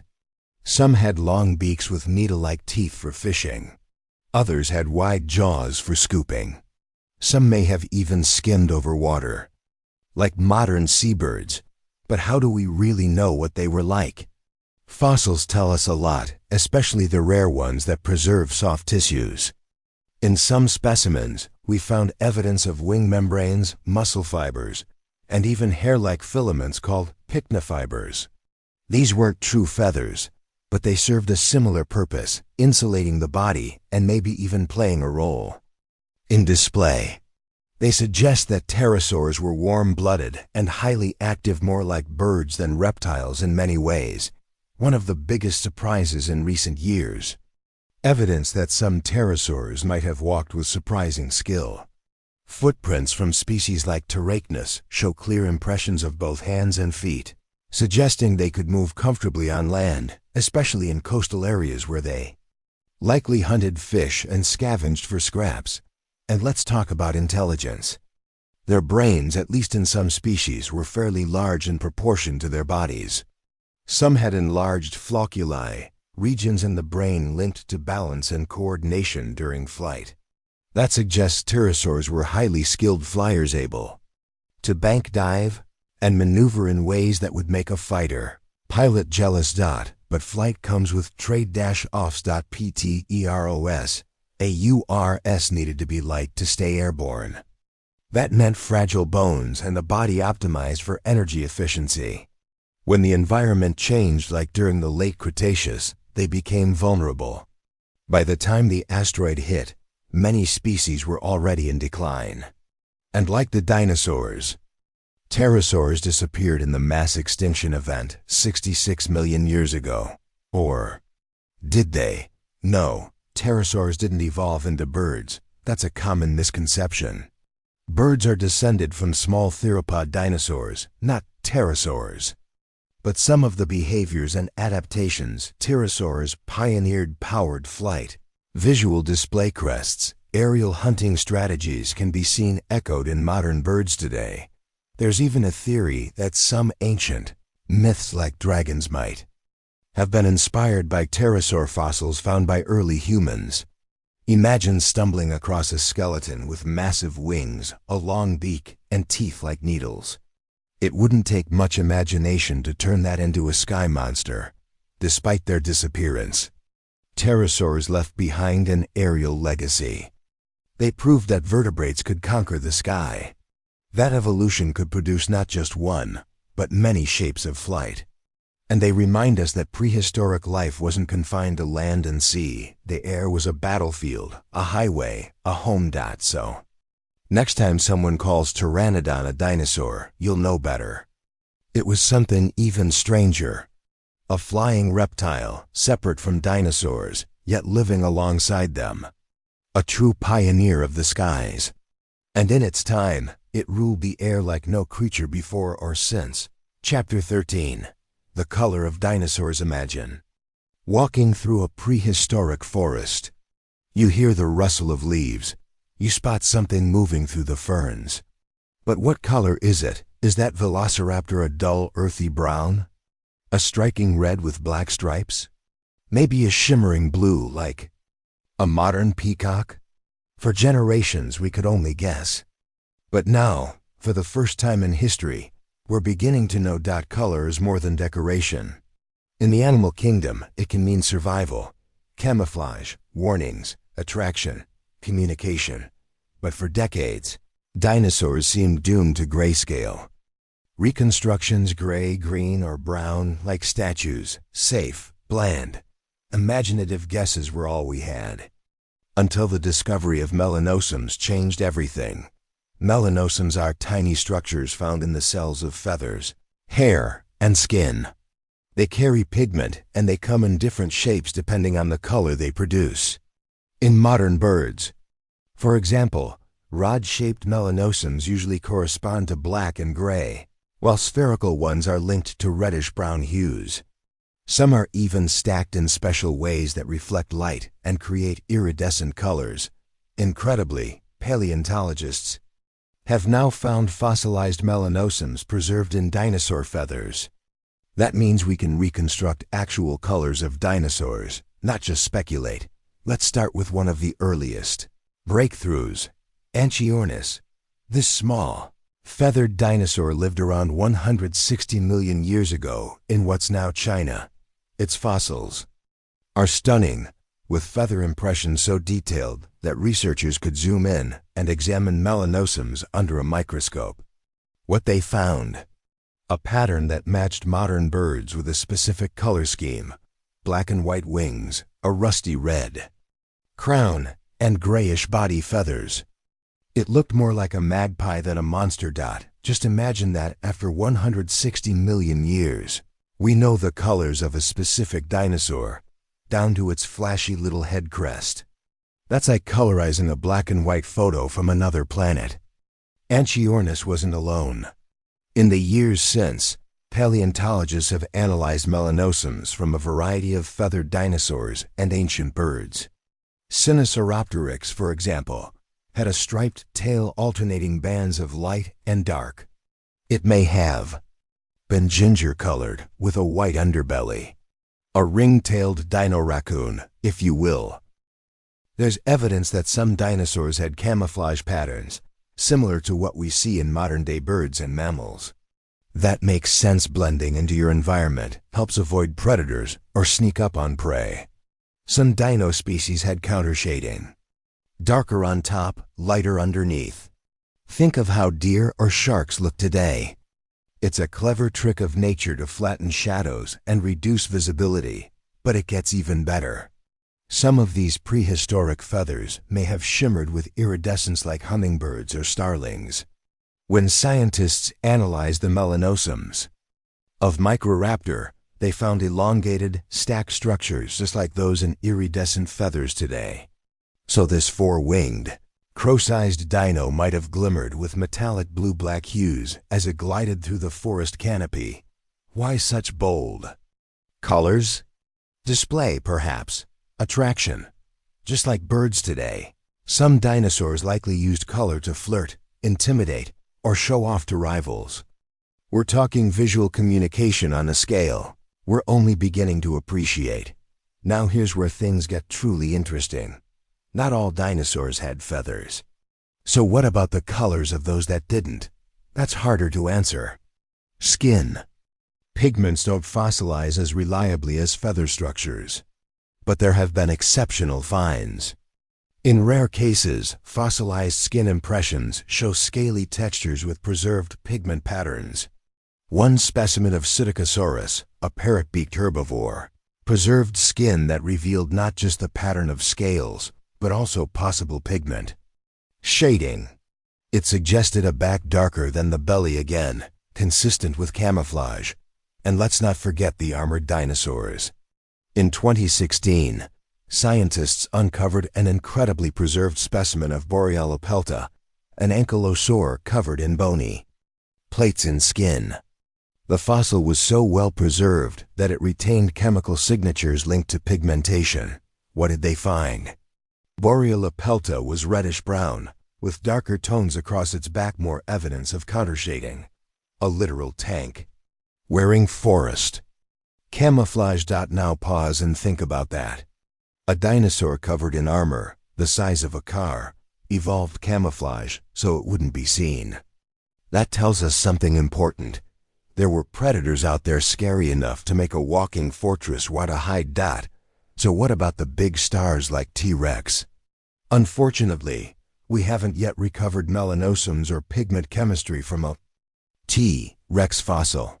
But based on indirect evidence and comparisons with related species, paleontologists suggest it may have had muted tones, browns, grays, maybe even earthy greens. Perhaps some juveniles were more colorful and patterned, especially if they needed to blend into different environments than adults. The truth is, the more we learn, the more we realize dinosaurs were not dull-colored beasts stomping through monotone landscapes. Their world may have been vibrant, full of color contrasts, flashing displays, and iridescent feathers that caught the sun just right. And it raises new questions. Were some dinosaurs seasonal in color, like Arctic foxes? Did some species change hues as they matured, the way peacocks and mallards do today? Did rival males flaunt brighter feathers in mating season? Did juveniles use color to signal to parents? Or blend into underbrush? Even more exciting, some pigment molecules related to carotenoids and porphyrins responsible for yellows, oranges, and greens are starting to turn up in fossil analysis, although they're less stable than melanin. In the near future, we may be able to detect not just black, gray, and red, but yellow and blue as well. And here's a mind-bending possibility. What if some dinosaurs could see colors we can't? Birds today can detect ultraviolet light, which means their world is filled with hues we can't even imagine. If some dinosaurs had similar vision, then their color patterns might have glowed with signals invisible to human eyes. A hidden spectrum of communication. Of course, not all color was for show. Some was survival. And some may have simply been evolutionary noise, a side effect of diet, climate, or genes. But the bottom line is this: color wasn't just there, it mattered. It played a role in behavior, ecology, and evolution. So next time you picture dinosaur, don't imagine a boring brown reptile dragging its tail through the mud. Picture a vibrant, dynamic animal. A raptor with a red crest. A gliding Microraptor shimmering like oil on water. A camouflaged Borealopelta hiding in the ferns. The prehistoric world wasn't just alive, it was alive with color. And we're only just beginning to see it. Chapter 14. Dino-love lives. When we think of dinosaurs, we usually imagine them roaring, hunting, or stomping across prehistoric landscapes. But here's a question that rarely gets asked. How did dinosaurs fall in love? Okay, maybe not love in the human sense. But dinosaurs weren't just killing machines or lumbering giants. They were animals, and like all animals, they had to reproduce. Which means they had to attract mates, impress rivals, raise young. And if modern birds and reptiles are any clue, those ancient mating games might have been surprisingly elaborate. Let's start with a basic. Truth: courtship is a universal force in the animal kingdom. From the shimmering feathers of birds of paradise to the thunderous bellows of alligators, animals use sound, color, movement, and strength to win partners. So it's no stretch to imagine dinosaurs doing the same, especially since we see the evidence in their bones. Take Pachycephalosaurus, for example. This dome-headed dinosaur had a skull up to 10 inches thick. Some scientists believe these heads were used for headbutting like modern rams to win dominance over other males.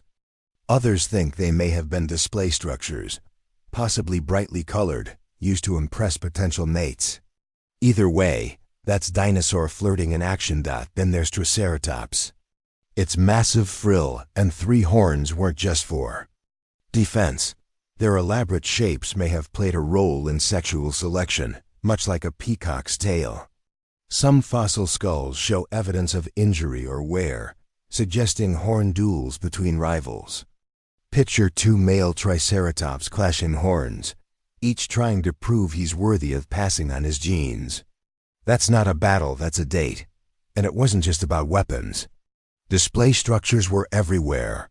Corythosaurus, for instance, had a tall, crest-like helmet on its head that may have functioned as a resonance chamber, basically a built-in musical instrument. It could have used this to produce deep, bellowing calls across the landscape, the Mesozoic version of love songs echoing through the dawn. Speaking of singing, there's growing evidence that many dinosaurs could vocalize. While we'll never hear an exact dino song, research into bird and crocodile relatives shows that deep, resonant sounds were likely. Imagine a male dinosaur puffing out its chest and letting out a low, rhythmic call to signal strength and readiness, something that might be felt more than heard. But let's move from sound to movement. Birds today often engage in elaborate dances to impress mates.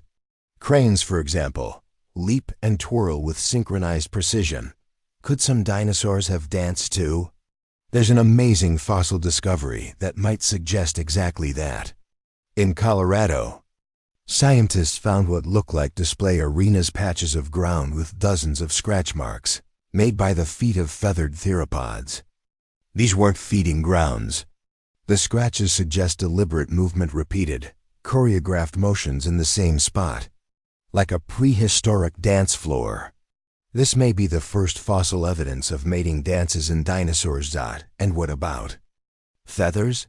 We often associate feathers with flight, but in many species, especially in males, they're used for display. Peacock tails, cardinal crests. Bird plumage often explodes in color and form during mating season. Feathered dinosaurs likely used theirs the same way. DeLong, a tiny relative of T-Rex, had fuzzy protofeathers. Utaranus, a much larger cousin, had an even thicker coat. These feathers might have helped with insulation, but they could also have played a visual role in courtship. What better way to show you're fit and healthy than a glossy, full coat of feathers, fluffed up and on full display? Even Velociraptor had quill knobs indicating well-developed feathers along its forearms. Not flight feathers, but perhaps something closer to plumage for show. Scientists think these could have been used in display behaviors, whether to intimidate or attract. Now, reproduction. How did dinosaurs actually do it? The truth is, we don't know everything, but we have clues. Based on comparisons with modern reptiles and birds, it's likely that most dinosaurs had a cloaca, a single opening used for reproduction and waste. It's not glamorous, but it's efficient. A fossilized cloaca from a Psittacosaurus actually shows a structure resembling that of crocodilians, complete with pigmentation. This find doesn't just tell us about anatomy, it also shows the area might have had unique colors or markings, possibly used for visual signaling during courtship. As for mating position, most paleontologists believe dinosaurs likely adopted a position where the male mounted the female from behind, similar to what we see in birds. With massive species like sauropods, it's hard to imagine the logistics, but they likely evolved specialized behaviors to make it work. Flexibility in tails and strong hind limbs may have played a role. After mating comes nesting. And this is where dinosaurs truly surprise us. Far from laying their eggs and walking away, many dinosaurs seem to have cared for their young. Fossilized nests show neatly arranged eggs, sometimes in spiral patterns. Some nests even contain adult skeletons. Lying on top of the eggs, wings outspread, a position almost identical to brooding birds. Maiasaura, whose name means good mother lizard, is the poster child of dinosaur parenting. Fossil sites show evidence of nesting colonies, juveniles growing in size within the same nest, and worn teeth suggesting that the young were fed soft food by their parents. That level of care? That's emotional investment. Theropods, too, may have guarded their nests. Oviraptor, once wrongly labeled an egg thief, was actually found curled protectively over a nest of its own eggs. It died there, likely shielding its offspring during a sudden storm or collapse. What we once mistook for theft was in fact devotion. Some dinosaurs may have even had different roles between the sexes. In some modern birds, the males do the brooding while the females hunt or defend territory. Could this behavior have started with dinosaurs? It's possible. The evolutionary bridge from dinosaurs to birds suggests many parental traits we associate with modern avians may have deep roots.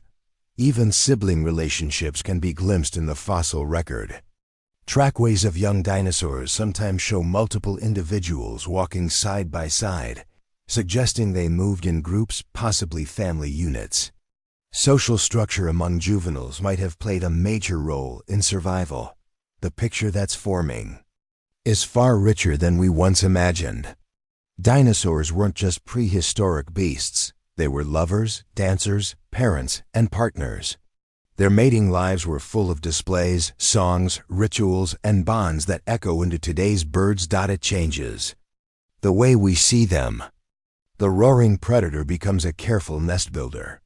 The horned titan becomes a rival in a romantic duel. The feathered raptor becomes a show-off, strutting and preening to impress a mate. In the end, love, or at least reproduction, was as central to dinosaur life as it is to ours. And now, millions of years later, we're finally beginning to understand the drama, tenderness, and strategies behind those ancient courtships. They weren't monsters, they were animals. And they loved in their own magnificent prehistoric way. Chapter 15. The Death Pose Mystery. There's something unsettling about many dinosaur fossils. Their skeletons are twisted into a specific haunting position. Heads arched back, mouths agape, tails curved high over their bodies, sometimes like a final screen frozen in time. Paleontologists call it the opistotonic posture, a word that's scientific, but doesn't quite capture the strange drama of these fossilized moments. It looks like agony. Like the dinosaur died mid-spasm, writhing in pain. And for decades, scientists have puzzled over exactly what caused it. Was it the throes of death? Some kind of violent seizure? Or something else entirely? At first glance, it seems like a simple question. But the more you dig into it, pun intended, the more complex and fascinating it becomes. Let's start with what we know. This death pose shows up a lot. From small theropods like Compsognathus to giants like Allosaurus, the backward arching neck and tail is oddly consistent. And it's not just dinosaurs. Some ancient birds and reptiles preserved in sedimentary rock layers show the same contorted arrangement. So what's happening? One early idea was that this position happened after death, not during it. That once the dinosaur's muscles relaxed, ligaments in the neck and spine, especially the strong ones running along the back, would slowly pull the body into this posture as the carcass dried out. Like elastic bands snapping back. That theory made some sense. In death, the body goes through dehydration. Tissues shrink, ligaments tighten. If a dinosaur's body was left exposed in a dry, windy environment, its soft tissue might dry and contract, pulling the head backward like a drawn bow. But there was a problem. Not all dinosaurs in the opisthotic pose were found in dry, desolate settings. Some were discovered in what had once been watery lakebeds, places where desiccation wouldn't occur. Others were buried quickly, preserved under fine-grained ash or mud. In these cases, the body hadn't had time to dry out, so dehydration couldn't be the only explanation. That led researchers to consider another idea. The dinosaur died in a seizure. Specifically, a neurological one caused by brain trauma, asphyxiation, or poisoning. In modern animals, including birds and reptiles, lack of oxygen can trigger this same posture. The muscles of the neck and spine contract violently, arching the head and tail backward in what's called a tonic seizure. Think of a chicken with its head cut off. The spasms, the twisting, it's not that different. So maybe dinosaurs didn't just die and then curl up. Maybe they died while curling up. That's a grim thought, and one with serious implications. If that's true, it could mean that many dinosaurs perished in extreme conditions, massive volcanic eruptions, rapid flooding, or toxic gas clouds. Events capable of suffocating an entire ecosystem in moments. Some scientists have pointed to events like the Ash Falls in what's now Liaoning Province, China, where incredibly well-preserved fossils of feathered dinosaurs are often found in the death pose. These animals may have been caught in sudden volcanic blasts, buried alive in fine ash that suffocated them. Their final spasms captured in stone. It's like Pompeii, but for dinosaurs. Another theory relates to water. Paleontologist Cynthia Marshall-Foe proposed that the death pose could be caused not by dehydration or seizures, but by post-mortem movement in water. In this view, after a dinosaur died and floated in a lake or river, its tendons and muscles would start to contract. The buoyancy of water could allow the limbs and spine to arch unnaturally, especially as decay gases inflated the body. Once the carcass settled and was buried by sediment, that pose became fossilized. Water, in this case, acts like a slow, invisible puppeteer, manipulating the dinosaur's remains into unnatural positions. It's compelling and maybe even more eerie. Imagine a dead dinosaur drifting downstream, limbs curling, neck arching back slowly as gases bubble inside. Then it sinks, gets buried. And millions of years later, a paleontologist uncovers what looks like a moment of terror, locked in stone. So which theory is correct? Here's the catch. It might not be just one. In fact, it probably isn't. Depending on the species' environment and circumstances of death, different forces could be at play. Some dinosaurs may have suffered seizures from traumatic injury or suffocation. Others may have dried out in deserts or twisted in water before burial. The death pose isn't a single, 'cause it's a recurring effect. That's why it appears so often. The dinosaur body was built in a way that naturally tended toward that posture when its biological systems broke down. Let's go a bit deeper. Birds. Modern descendants of dinosaurs have an incredibly complex nervous system governing balance and posture. Their brains constantly adjust the neck and limbs in response to changes in position. When that system fails due to injury, trauma, or disease, the results can be dramatic. Seizure-like rigidity, full body contortion. It's not just in chickens. Raptors, cranes, even parrots have been observed in similar postures when fatally injured. And reptiles like crocodiles or lizards can show the same effect.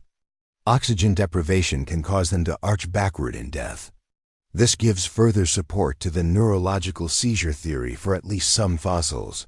But here's what makes it so fascinating. Whatever the cause, the death pose gives us insight into how these animals died.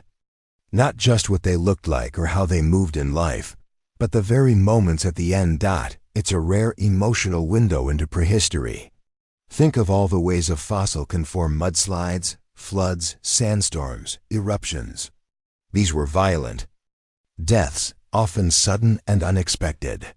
The opisthatonic posture preserves not just bones, but the struggle.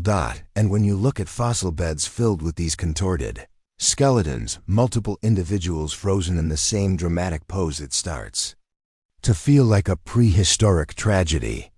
An entire herd caught mid-panic. A nesting colony smothered in seconds. A young raptor gasping for breath as ash fills the air. It changes the tone. These aren't just bones. They're echoes of real living, breathing creatures. Caught in their final act. And beyond the tragedy, there's a mystery that continues to unfold. Even today, paleontologists are running experiments soaking modern bird carcasses, testing ligament strength, simulating decay in water, all in the hope of better understanding that strange curve of the neck and tail. The more we learn, the closer we get to the moment of death itself. It's not morbid. It's illuminating, because understanding how dinosaurs died teaches us about how they lived, their biology, their behavior, their vulnerabilities, and the environments that could end their lives in an instant. So the next time you see a dinosaur skeleton arched back in that haunting pose, don't just think of death. Think of what that moment meant. The final seconds of a creature's life, preserved with unintentional poetry across the ages. That twist of the neck, it's the last trace of a world we can barely imagine, but are still trying to understand. Chapter 16. Ancient Footprints. Sometimes the most powerful stories dinosaurs left behind weren't their bones, or their teeth, or their claws. They were impressions. Silent steps frozen in mud, preserved for millions of years. Footprints, trackways, trails of motion, moments in time that no skeleton can replicate. Imagine this: a group of sauropods trudging through a shallow riverbed, their massive feet sinking into the soft earth. Moments later, smaller theropods follow, weaving between the prints. Then the water recedes, mud hardens, layers build. And long after the bones of those creatures have crumbled, the path they walked remains. Footprints are different from fossils in a profound way. Fossils tell us what dinosaurs were. Footprints tell us what they did, and that changes everything. At first glance, a dinosaur track might not look like much. A three-toed depression here, a wide circular print there. But with careful study, paleontologists can pull astonishing information from those shapes. How fast the animal was moving, whether it was walking or running, if it limped, if it was alone or part of a group. In some cases, tracks have even revealed behaviors we never expected. One of the most famous discoveries came from Glen Rose, Texas, where long trackways of sauropods and theropods crisscross an ancient riverbed. Some of the prints show a small theropod seemingly trailing behind a massive herbivore. Was it stalking? Following a herd? Walking through an area long after the sauropods had passed? That single set of footprints launched decades of debate, because it wasn't just what was walking, but why. Even more compelling are the discoveries. In places like Queensland, Australia, or the limestone layers of France. In these regions, long trails of parallel dinosaur tracks have been found moving together, side by side, for dozens of meters. Not just one animal. Groups. It was one of the first lines of evidence that some dinosaurs may have moved in organized herds. And we're not talking small groups here. Some trackways show dozens of individuals, all moving in the same direction, with similar strides. That kind of consistency points to coordinated behavior like modern elephants or wildebeests. Herding. Behavior doesn't fossilize in bones, but in footprints. It leaves a trail. And then there are the nesting grounds. In Patagonia, Argentina, paleontologists uncovered massive colonies of sauropod nests. But alongside the eggs, they found tracks. Adults had clearly walked in and out of the site, moving around the nests. Some prints were smaller juveniles, perhaps just hatched. These weren't random visitors. They were families. What does that tell us? That some dinosaurs didn't just lay their eggs and leave. They stayed, protected, maybe even raised their young for a time. Again, behavior hidden not in skeletons, but in step marks. One of the most haunting examples comes from South Korea. There, in a coastal site known as the Dinosaur Coast, hundreds of tiny footprints were discovered. barely the size of a coin. Paleontologists believe they were made by newly hatched dinosaurs, moving in small clusters. It's an image as powerful as any roaring T-Rex. Tiny dinosaurs walking together, maybe for the first time, exploring the world they just entered. And the soft mud caught it all. And let's not forget about speed. Dinosaur speed has always fascinated us. Could a T-Rex outrun a Jeep? Was Velociraptor really as fast as Jurassic Park made it out to be? Trackways give us real answers. By measuring the stride length between footprints and comparing it to the estimated leg length of the species, we can calculate walking or running speeds with surprising accuracy. Some theropod trackways suggest running speeds over 30 kilometers per hour, nearly 20 miles per hour. That's fast, but not quite Hollywood-level sprinting. Other footprints show careful, slow pacing. Dinosaurs that weren't chasing or fleeing, but simply wandering. One remarkable site in Spain preserves a chase. A predator's tracks close. The distance on smaller herbivores. The spacing between prints increases. The predator begins to run, and then the trail ends. Did the prey escape? Did the hunter succeed? We don't know. But the story is there, told in dirt and stone. Even swimming dinosaurs leave clues. Yes, swimming. In some regions, especially in Asia, scientists have found long claw marks, just the front tips of toes, dragging across ancient riverbeds. Rest of the foot didn't press down, just the tips. It's the kind of track you'd expect if the dinosaur was partially buoyant, paddling, gliding just above the surface with its claws skimming along the bottom. These aren't footprints. They're underprints of a swimmer. Suddenly, the idea of a dinosaur swimming across a shallow lake doesn't sound so far-fetched. Some may have waded, others floated. And some, like Spinosaurus, may have been true aquatic hunters. Then, there's the artistry. In some indigenous cultures, dinosaur footprints were revered long before modern science could explain them. In parts of North America, ancient peoples discovered these tracks embedded in rock and interpreted them as signs of great beasts or spirit animals. Even today, standing beside a perfectly preserved footprint can feel spiritual. There's something intimate about it. You're not just looking at a fossil, you're standing where a dinosaur once stood. It puts time into perspective. 65 million years is an unfathomable number, but one footprint shrinks that distance. For a moment, it feels like the dinosaur was just here. Like you missed it by minutes, not millennia. And sometimes, humans have walked in those steps, literally. In places like the Paluxy River in Texas, there are controversial claims of human footprints overlapping with dinosaur tracks. These have mostly been debunked, misidentified erosions, hoaxes, but they remind us how powerful these impressions are. People want to believe they walked with giants. The footprints make it feel possible, but perhaps the most powerful thing about dinosaur footprints is their fragility. They're often far more delicate than bone. A single rainstorm can destroy them.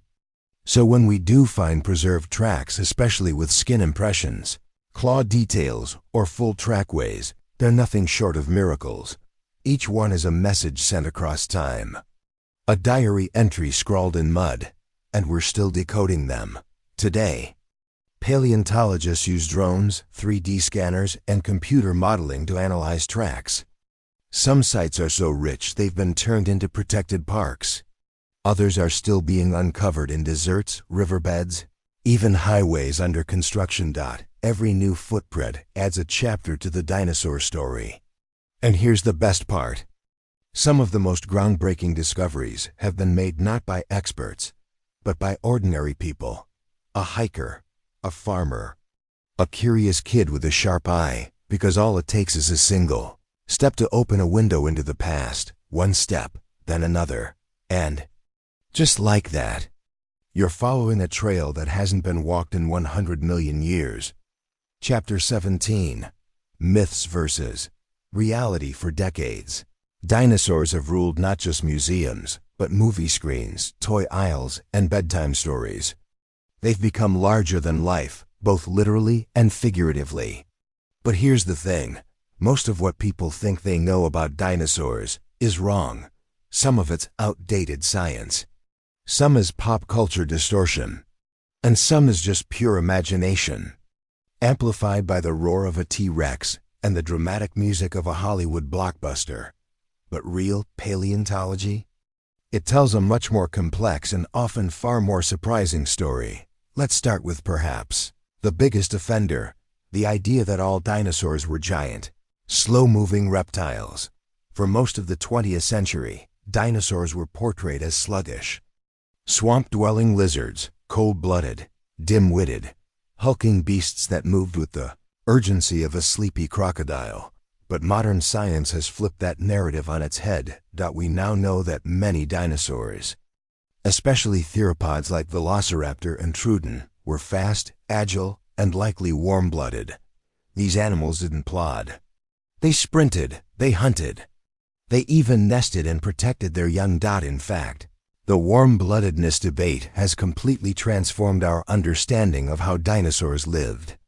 Warm-blooded creatures can regulate their internal temperature, allowing for sustained activity. That's the difference between a lizard that basks in the sun and a bird that flies across continents. And speaking of birds, here comes another myth, that dinosaurs are all extinct. Nope, not even close. Birds are dinosaurs. That's not poetic metaphor or scientific stretching. It's hard fact. From their hollow bones to their wishbones, feathers, and egg-laying behaviors, birds are direct descendants of a specific group of dinosaurs known as Maniraptoran theropods. Think Velociraptor, Deinonychus, and their feathered cousins. So next time you see a pigeon waddling across the sidewalk, you're looking at the evolutionary cousin of T-Rex. Not quite as terrifying, but technically a dinosaur all the same. Then there's the myth of Velociraptor itself. Thanks, Jurassic Park. In the films, raptors are man-sized, scaly, and terrifyingly clever, capable of opening doors and executing coordinated attacks. But the real Velociraptor, it was about the size of a turkey. Feathered, likely intelligent. Yes, but not quite Hollywood's pack-hunting super predator. The dinosaur used in the film was actually modeled more closely on Deinonychus, a larger, related species, but Velociraptor had the better name. So it got the spotlight. Another myth, that the biggest predators were always the deadliest. We tend to assume that the larger the dinosaur, the more dangerous it was. But size wasn't everything. Yes, T-Rex was a massive bone-crushing predator, but it wasn't fast. Studies suggest its top speed was around 12 to 20 kilometers per hour, 7 to 12 miles per hour, a brisk jog at best. It likely relied on ambush or scavenging just as often as active hunting. Compare that to smaller predators like Troodon, which had large eyes adapted for night vision and may have hunted in packs. Or Velociraptor, whose sharp claws and quick reflexes made it a more surgical killer. In the world of dinosaurs, danger came in all sizes. Now, let's talk about posture. Many of us grew up with images of dinosaurs, like Stegosaurus dragging their tails along the ground, or T-Rex standing upright like a kangaroo on its back legs. But that image is long outdated. Modern reconstructions show that T-Rex held its body horizontally, tail extended for balance, like a seesaw. It didn't lean back on its tail, it balanced with it. Likewise, Stegosaurus kept its tail off the ground, ready to swing it like a weapon. These posture corrections don't just change how dinosaurs looked, they change how we understand their movement, balance, and even interactions. Another big myth, that the dinosaurs all died out at once in a sudden, fiery apocalypse. While it's true that an asteroid strike 66 million years ago caused massive devastation, the extinction wasn't instantaneous.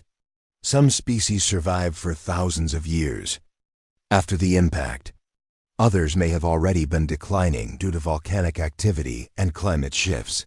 The extinction wasn't a clean slate, it was messy, chaotic, and uneven. And it didn't kill everything. Crocodiles, birds, turtles, small mammals, they survived. Some thrived. Which brings us to another misconception, that mammals only appeared after dinosaurs disappeared. Wrong again. Mammals lived alongside dinosaurs for tens of millions of years. They were small, mostly nocturnal, and probably lived in burrows or trees. But they were there evolving in the shadows. When the dinosaurs fell, mammals were ready to rise. Even the word dinosaur is misunderstood. It doesn't mean terrible lizard, as many people think. The name, coined by Richard Owen in 1842, comes from the Greek dinos, fearfully great, and sauros, lizard. So dinosaur really means fearfully great lizard, but they weren't actually lizards.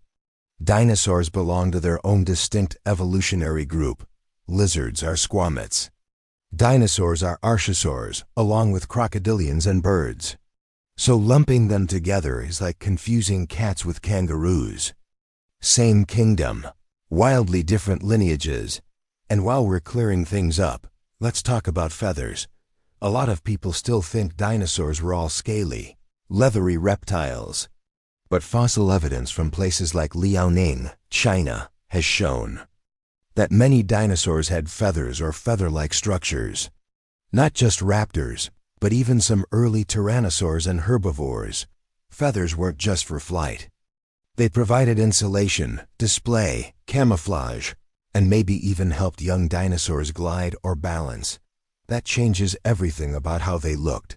Imagine a velociraptor not as a scaly killer, but as a bird-like creature with a plume of tail feathers and a crest of colorful quills. Suddenly, it's not just scary, it's beautiful. And what about the sound of dinosaurs? Movies love to give them roars. Deep, echoing, lion-like bellows that shake the jungle. But the truth? We don't know exactly what they sounded like. They may have hissed, cooed, or boomed through resonance chambers like modern birds and crocodiles. Some may have made no sound at all. Sound doesn't fossilize. But skull structures and modern comparisons suggest that many dinosaurs didn't roar, they rumbled. And finally, one of the most enduring myths, that dinosaurs were just mindless beasts. The stereotype of dinosaurs as dim-witted is long gone. Brain size varied wildly, but some species, especially theropods, show signs of advanced cognition, brooding behaviors, tool use, pack coordination, even social structures. Were they as smart as primates? Probably not. But dumb? Not even close. In fact, had the asteroid not hit, some paleontologists believe certain dinosaurs like Truden could have continued evolving higher intelligence. The idea of a dino sapping isn't pure science fiction. It's speculative, but rooted in real evolutionary potential. In the end, debunking dinosaur myths isn't just about correcting the record. It's about seeing these creatures for what they truly were: complex, diverse, ever-evolving animals that lived in a world just as dynamic as our own. Not monsters, not movie villains. Not just bones in a museum, but real animals with real stories. Some we've told for centuries, and many we're only beginning to uncover. Chapter 18. The Rise of T-Rex. There's something about Tyrannosaurus rex that captures the imagination like no other dinosaur. Maybe it's the name Tyrant Lizard King. Maybe it's the sheer size, or those bone-crushing jaws, or the fact that it dominated the late Cretaceous with a kind of ferocity that still echoes through pop culture today. But how did T-Rex rise to power? And what don't most people know about this prehistoric celebrity? First, it's important to understand that T-Rex didn't come out of nowhere. It was the result of nearly 100 million years of evolution. The earliest tyrannosaurs looked nothing like the beast we know today. In fact, they were small, fast, and lightweight, more like cheetahs than tanks. One of the earliest known tyrannosaurs, Proceratosaurus, lived about 165 million years ago and was no larger than a human. It had long legs, a narrow skull, and likely relied more on speed than brute force. Over time, Tyrannosaurs gradually adapted to changing environments, shifting ecosystems, and evolving prey. Their bodies became more robust. Their skulls grew thicker and stronger. Their arms shrank, but their jaws became weapons of unimaginable force. But here's a twist.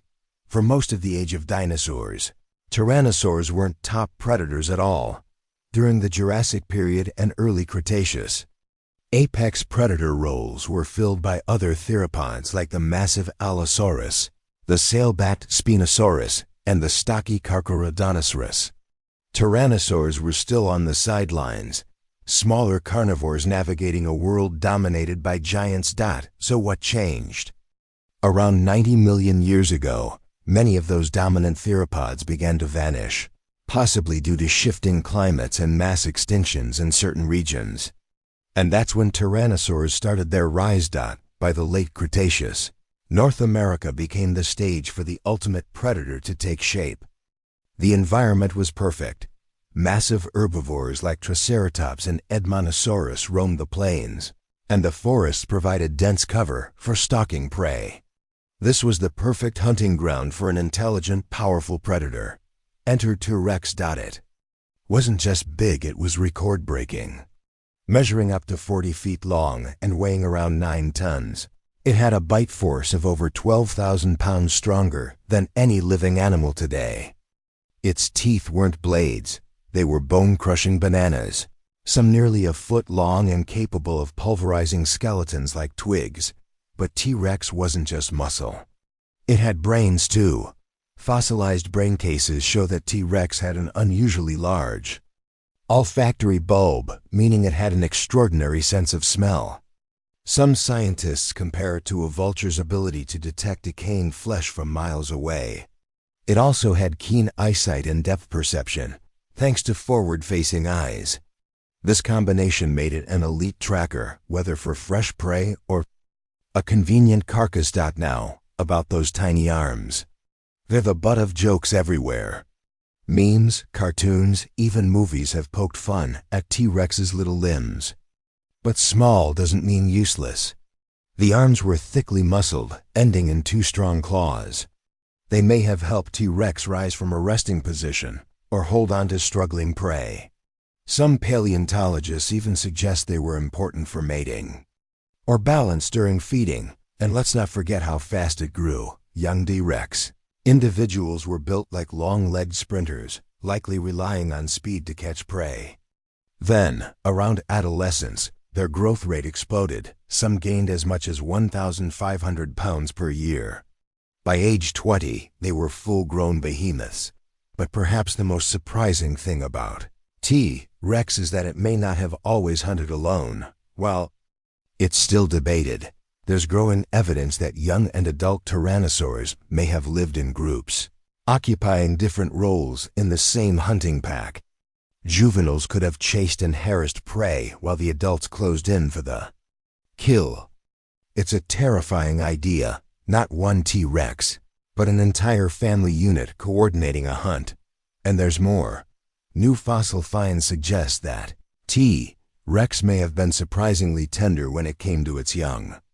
Evidence of nesting sites and bone arrangements hint at protective, even parental behavior. So maybe the king of the dinosaurs wasn't just a killer, it was a caregiver too. Let's also talk about its legacy.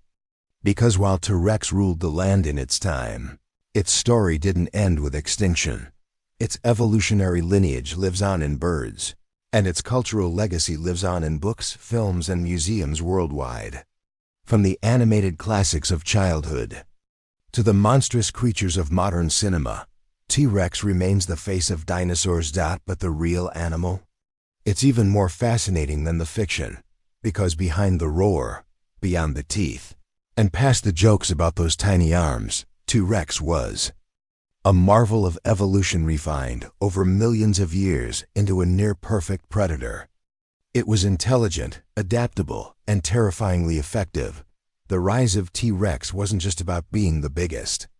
It was about being the best. Nature doesn't play favorites, but for a brief moment in Earth's history, it gave us a king. And once you've stood at the top, You never really fade away. Chapter 19 Survivors of the Apocalypse 66 million years ago. Everything changed. It started with a flash, then a shockwave. The ground trembled, the skies darkened, and the age of dinosaurs came to an abrupt and fiery end. But what if the story didn't quite stop there? What if some of them made it through? The asteroid impact that ended the Cretaceous was one of the most violent events in Earth's history. It struck what is now the Yucatan Peninsula in Mexico with the force of over 1 billion atomic bombs. Wildfires swept across continents. Mega tsunamis battered coastlines. And then came the cold months.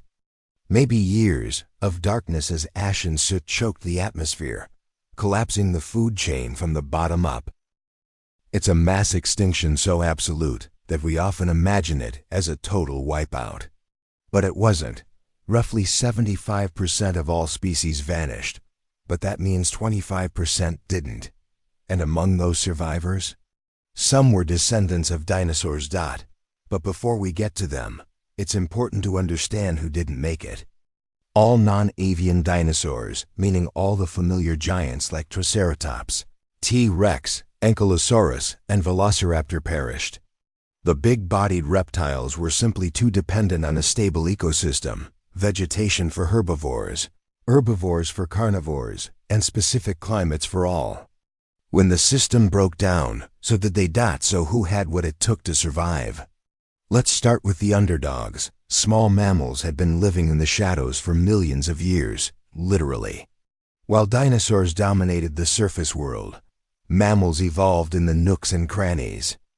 They were mostly nocturnal, burrowing, and opportunistic. When the asteroid hit, that lifestyle gave them an edge. They could hide, they could hibernate, and they could eat just about anything. Some lizards, snakes, frogs, and even crocodilians also pulled through.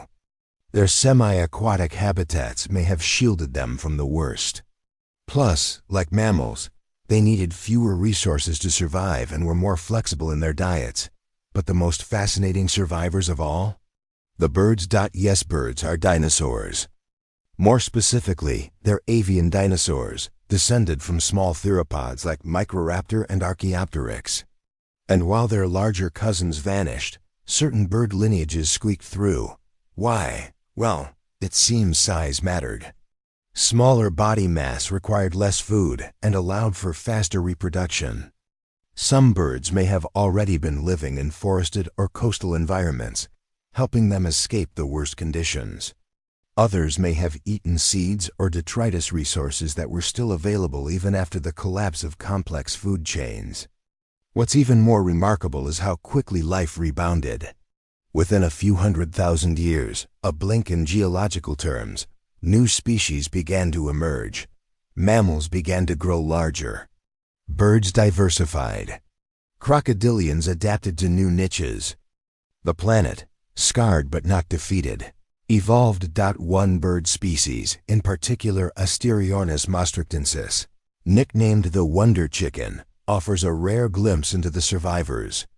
Discovered in Belgium, its fossil sits right on the line between dinosaur and modern bird. It likely lived just before or after the extinction event and resembles the common ancestor of ducks and chickens. It's small, delicate, and beautifully adapted to a changing world. But surviving wasn't just about luck. It was about resilience, about being small, adaptable, and resourceful. Imagine this. While towering T-Rex roamed North America, flocks of small, beaked birds pecked through the underbrush, unnoticed and unremarkable. Yet when fire rained from the sky, those humble birds lived on, becoming the ancestors of everything from hummingbirds to ostriches. It's poetic in a way. The mighty fell, but the meek inherited the earth, and the evolutionary aftershocks of that survival echo into today. Birds are now the most diverse group of land vertebrates on the planet. From songbirds to seabirds, they carry the legacy of dinosaurs in every feather, every bone, every call. Some still have claws on their wings. Some hatch with tiny teeth. Their skeletons, respiratory systems, and even reproductive anatomy still bear signs of their ancient past. The next time you watch a pigeon take off or a hawk swoop through the air, remember you're watching a dinosaur fly. And what about us? Well, without the asteroid, humans might never have evolved. If the dinosaurs had remained dominant, mammals may have stayed small, skittering in the shadows. That fiery apocalypse cleared the slate, giving rise to a new chapter of life, one that eventually led to primates, apes, and yes, us. In that way, the survivors of the apocalypse didn't just save their own lineages, they paved the way for ours. The story of the end of the dinosaurs isn't just a tragedy. It's a transformation. Life didn't die out, it adapted. It evolved. It rose again from the ashes. And the most extraordinary part? You still see its legacy every single day. Chapter 20, The Dino Legacy. Dinosaurs are gone, or so the story goes. But if you've followed us this far, you know by now that story's incomplete. Because dinosaurs never truly disappeared. Their bones lie beneath our feet. Their shapes echo in birds overhead. Their influence, their legacy, their presence, it still lingers in science, culture, and even in our own imaginations. But let's rewind just a bit. When the asteroid hit, the age of dinosaurs as we knew it came to an end. The great beasts of the Mesozoic, the horned, the plated, the towering carnivores were gone. But not all was lost. Feathered survivors rose from the ashes, adapting, evolving, and diversifying into the thousands of bird species that populate the world today. Every chirp you hear in the morning, every seagull at the beach, every owl in the forest, it's a whisper from the Cretaceous. That's not just poetic. It's scientific fact. Birds are the last living dinosaurs. And they carry more than just DNA. They carry behavior, anatomy, and ancient instincts. Some nest in colonies. Some dance to courtmates.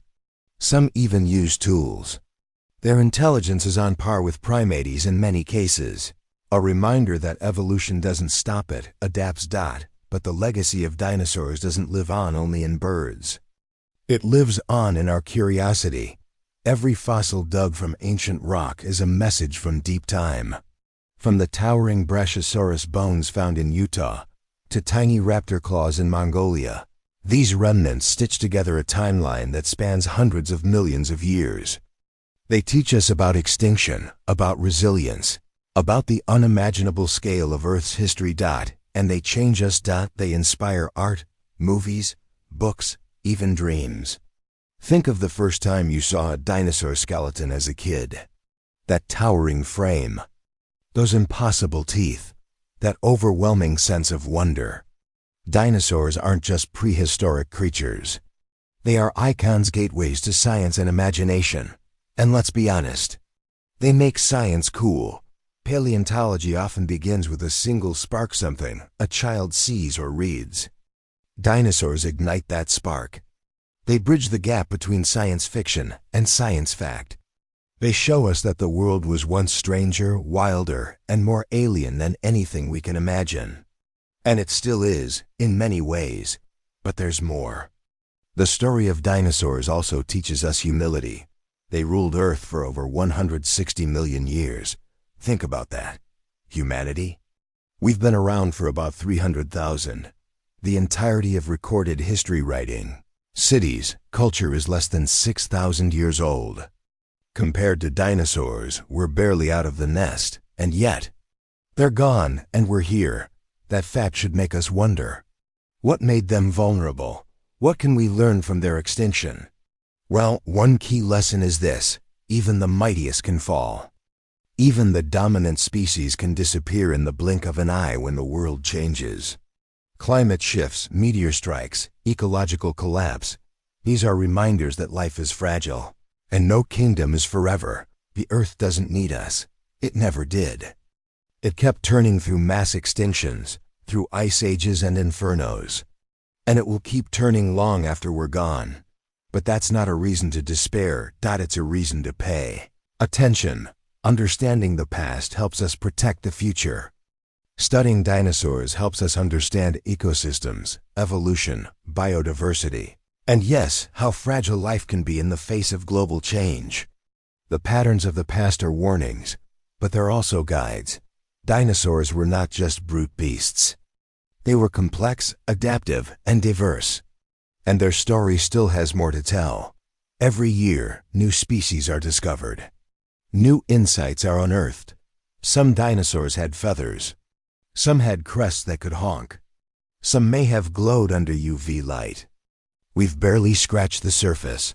The more we learn, the more dynamic the dinosaur world becomes, and the more connected we feel to it. Because here's the final, perhaps most mind-blowing truth of all.